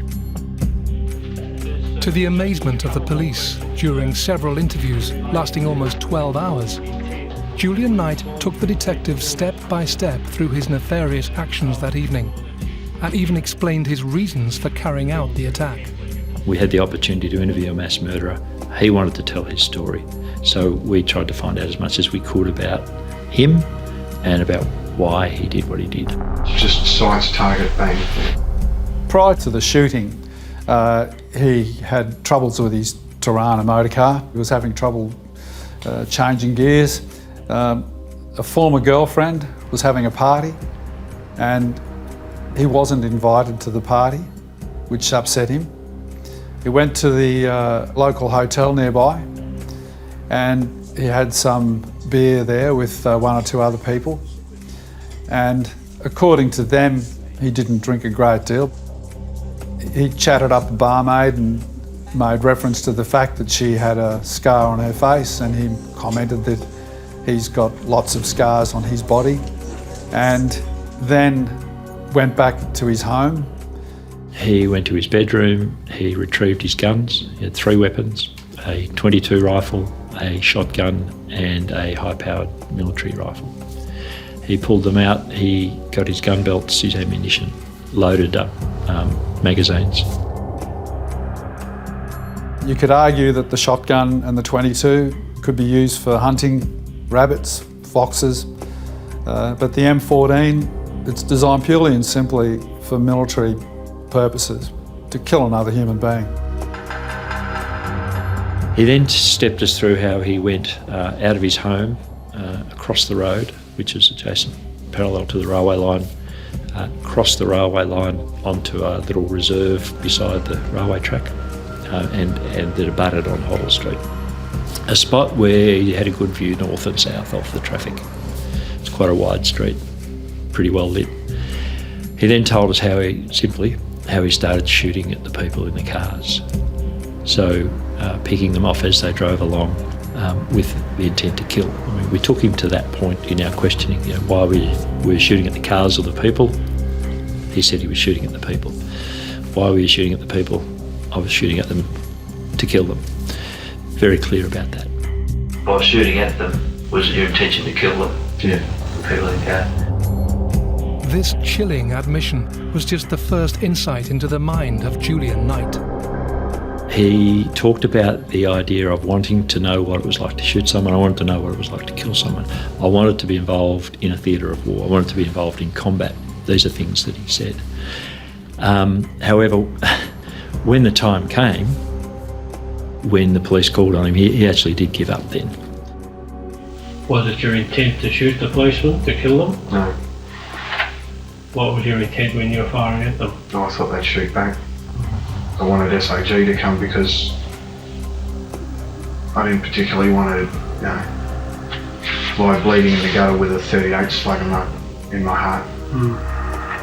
Coughing blood. I preferred SAG to take my head right off. There's nothing brave about the man at all, because he was shooting at people in their cars who were unarmed and didn't even know he was there. We saw nothing at all in his demeanour in terms of regret or remorse. Nothing. The nearest thing to that was when the newspapers arrived, and they were starting to put the stories very quickly into the newspapers, and we showed him a newspaper and he looked at it and he got angry because they had some of the facts wrong. But he said something like, "No, this is bullshit, they've got this all wrong." That said a fair bit that this was all about him. Immature, self-obsessed, by no means psychotic, not at all. He was very clear-eyed, very clear-minded. Just a very nasty person. As detectives pressed on, determined to find some reason for Julian Knight's abhorrent actions on Hoddle Street, the survivors' and witnesses' personal battles were only just beginning.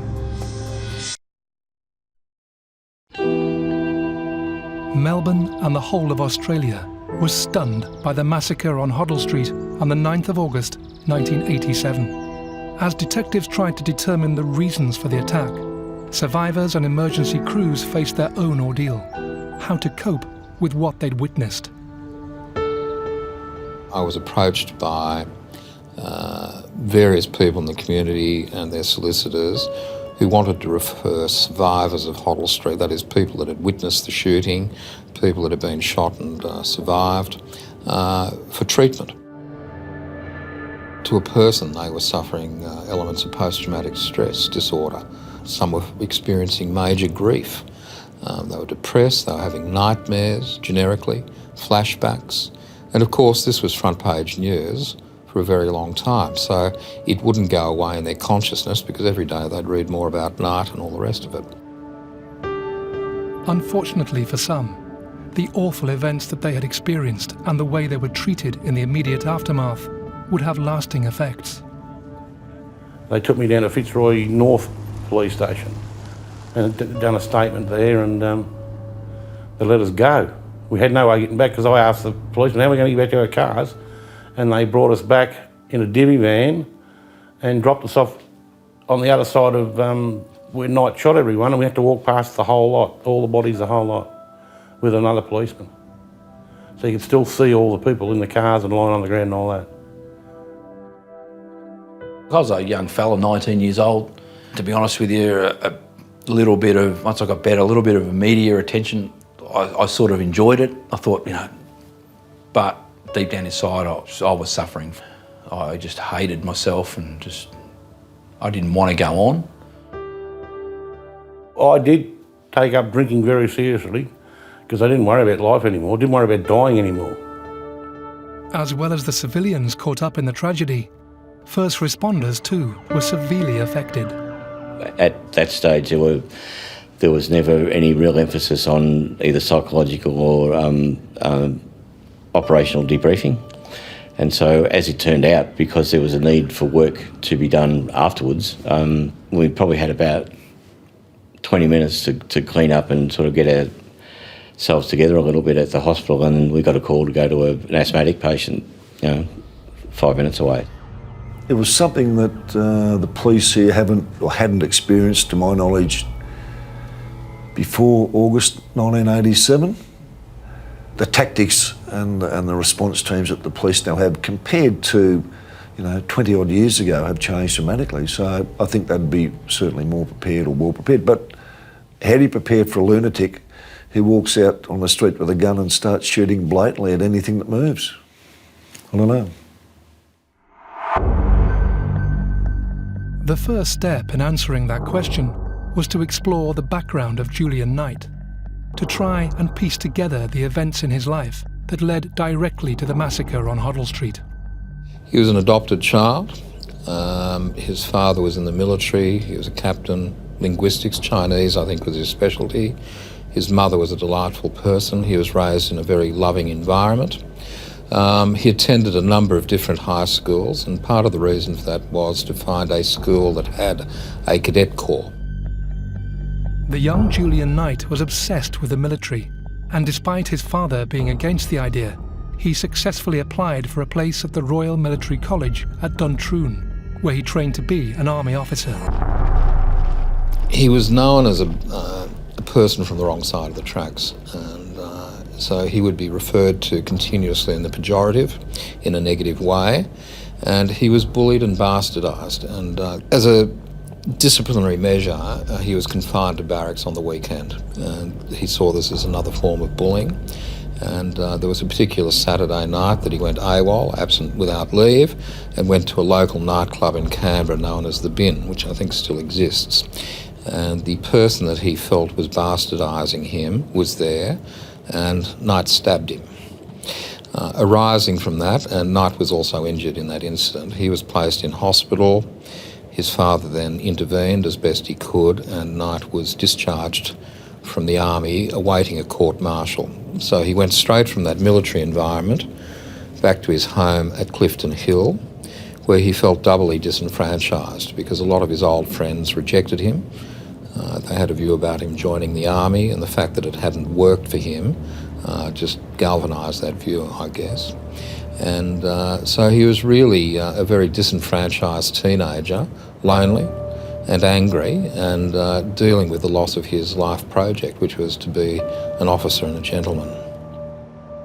So the point in saying that about his history is, in other words, talking about why he got booted out of the military, trouble with his girlfriend, trouble with his car, had a few drinks. The point in talking about that is we wanted to cover off on those as not being the reasons that triggered a psychotic episode. And we were able to do that. And that was important, to be able to say, well, there's no psychosis here, there's no psychotic episode. He's not mad. So in lay terms, you might be describing him as crazy. In medico-legal terms, he was not. He was sane. He certainly had a personality disorder. He was sane. I guess in common parlance, he's a person who is well-oriented in time, place and person. There's no madness there. And clearly, as the crime demonstrates, there was a lot of badness at the time. Perpetrators of mass shootings rarely live to tell their version of events. After Hoddle Street, Knight was able to do just that, and detectives went one step further. They took him back to the scene, where, in graphic detail, the gunman relived the horror of that evening. You had the 22 in my left hand and the shotgun in the right, and the M14 slung over my shoulder by a sling. In circumstances where someone is talking, if we can, we want to cover off on what we have to prove. So, for example, we want to be able to prove his intention while he was shooting at the people in the car. So, explicit questions about that. Okay, so when you were shooting, what were you shooting at? I was shooting at the people in the car. And what was your intention in relation to them? Kill them. Why did you want to kill them? I don't know. So proving his intent to kill is an important thing. So that was important for us to take him to those questions, and his answers were important so far as proving goes. So I didn't see them get it out. I just saw her on the road, and that's when I shot her. And then she fell back on the road, and I let off another two, and then someone else came out, and I dropped that one as well. Right. And when you fired at them, what was your intent? Kill them. Why did you want to kill them? I don't know. Can I say that was really chilling. At the time, for me personally, I was in work mode. When I look back on it, I think this is a remarkable piece of an interview. So he steps us through almost. So Brian McCarthy, my senior sergeant, took the lead in the investigations and asked him questions along the way. Essentially, though, he took us through another form of debrief at the scene. So he was able to show us where he was when he started, where he first started shooting, that person. In one example, he describes that he could hear the person screaming. I shot him about here, and he swerved over to where he is now, and the bike dropped and he started screaming out, so I let another 2 rounds into him. I think he used words like, I put him out of his misery, so I shot him again to kill him. What was your intent when you shot him? Kill him. Do you know why you wanted to kill him? No.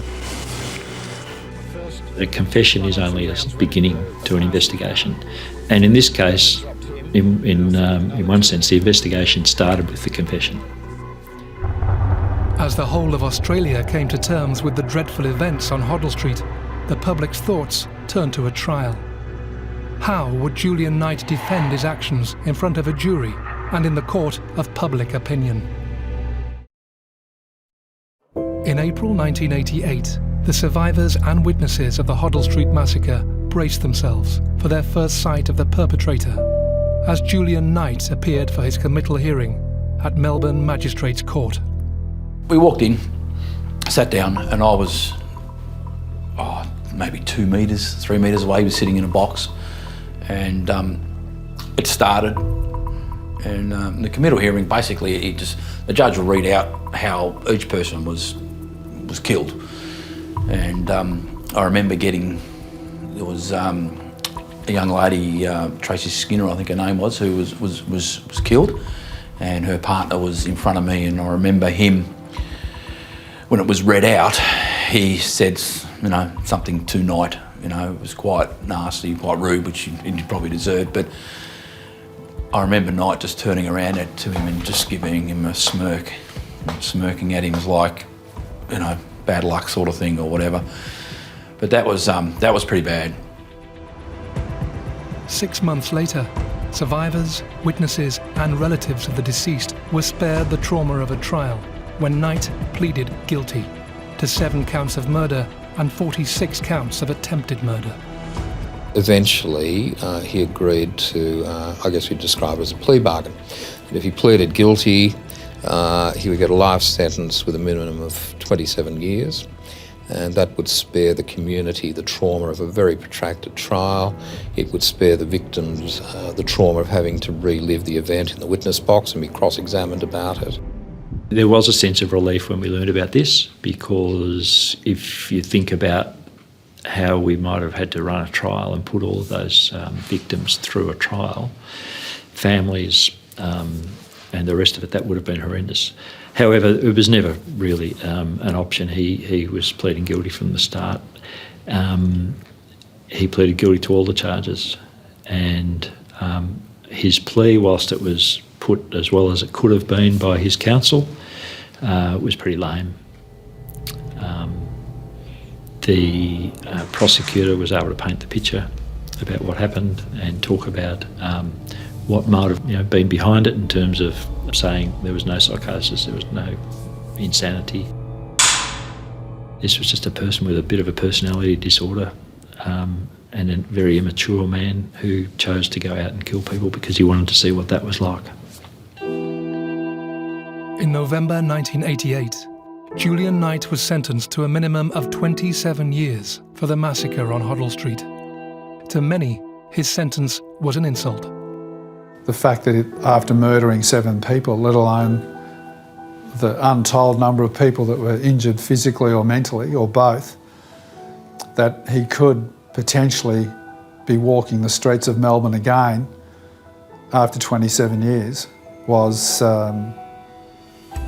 just a grave sentencing error. It came over the news and the radio later that day and said that he'd been sentenced to life with a minimum parole period of 27 years,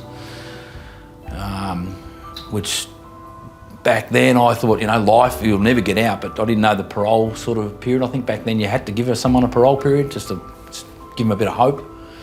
But I remember my mum ringing me and telling me that, it's not enough, it's not enough, it should be life forever. And so that was tough, but 27 years, 28 years now is gone, and it's gone so quick. So now we hopefully we can just put it behind us and keep him in jails. Further angering survivors and witnesses of the terrible events on Hoddle Street has been Knight's behaviour in prison. I said to him when he was 19, pull your head in. You're a 19-year-old. If you don't create problems in the prison, there's a chance that you might get parole when you're 46. People may excuse you on the basis of your youth. But of course, Knight has remained in the public light since that time, for all the wrong reasons. He should never be released. And the thing about what people don't realise, he's caused nothing but trouble the whole time he's been in jail. The self-appointed president of the prisoners' rights group, and he's been branded here as a pest to the court system. That served as a constant reminder of the original atrocity that he committed, and consequently people, I think, now are angrier about him and what happened than in fact they were 27, 28 years ago, because it's been constantly reinforced that he's there and what he did and so on, and he hasn't knuckled under.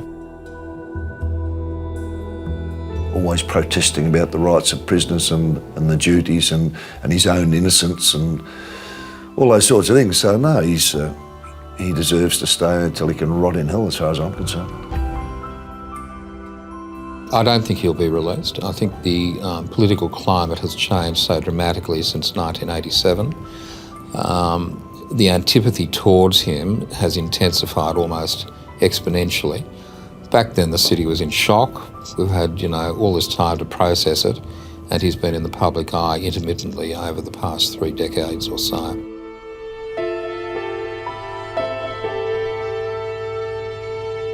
A lot of the times it is focused on him. We need to focus a lot on the survivors and the victims and how they're coping, and we all hate it. We all hate seeing his name in the news. We need to just shut him up and just hopefully he can just never talk about it again. In 2014, the law that refers to parole was changed, specifically relating to Julian Knight.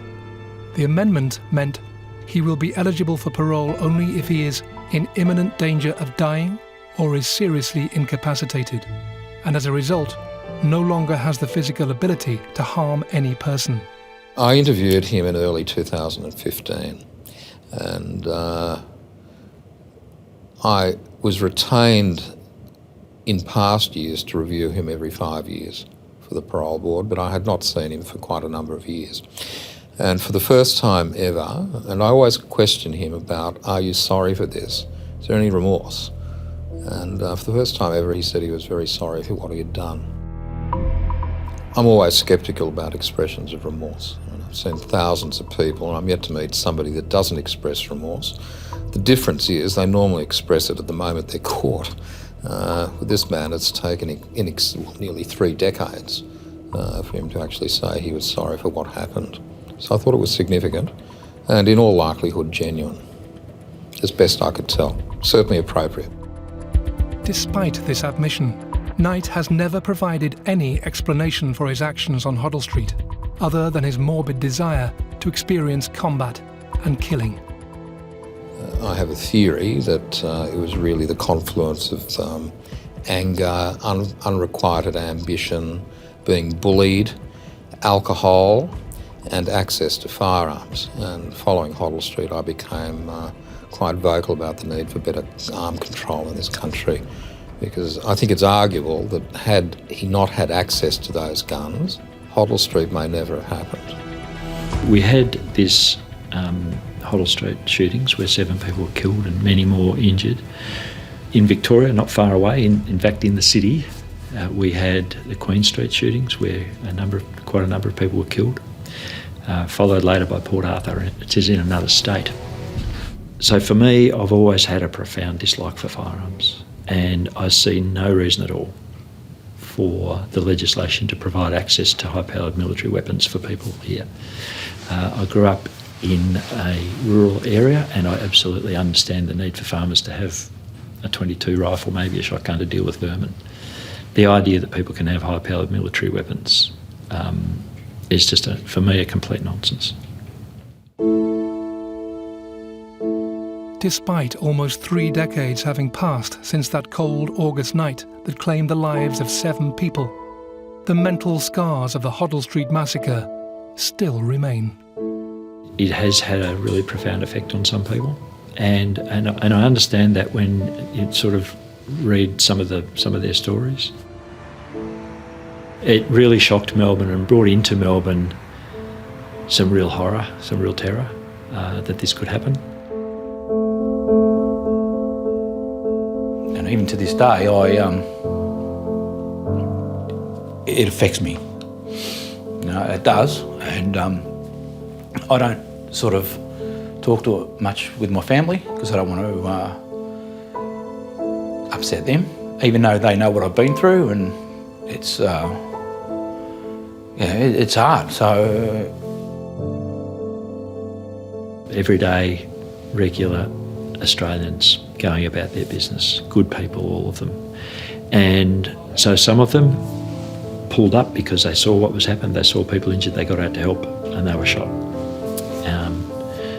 And I think every one of those is a tragedy. it changed my life. It did. You know, I didn't know whether I was going to die or, you know, I survived and I'm lucky.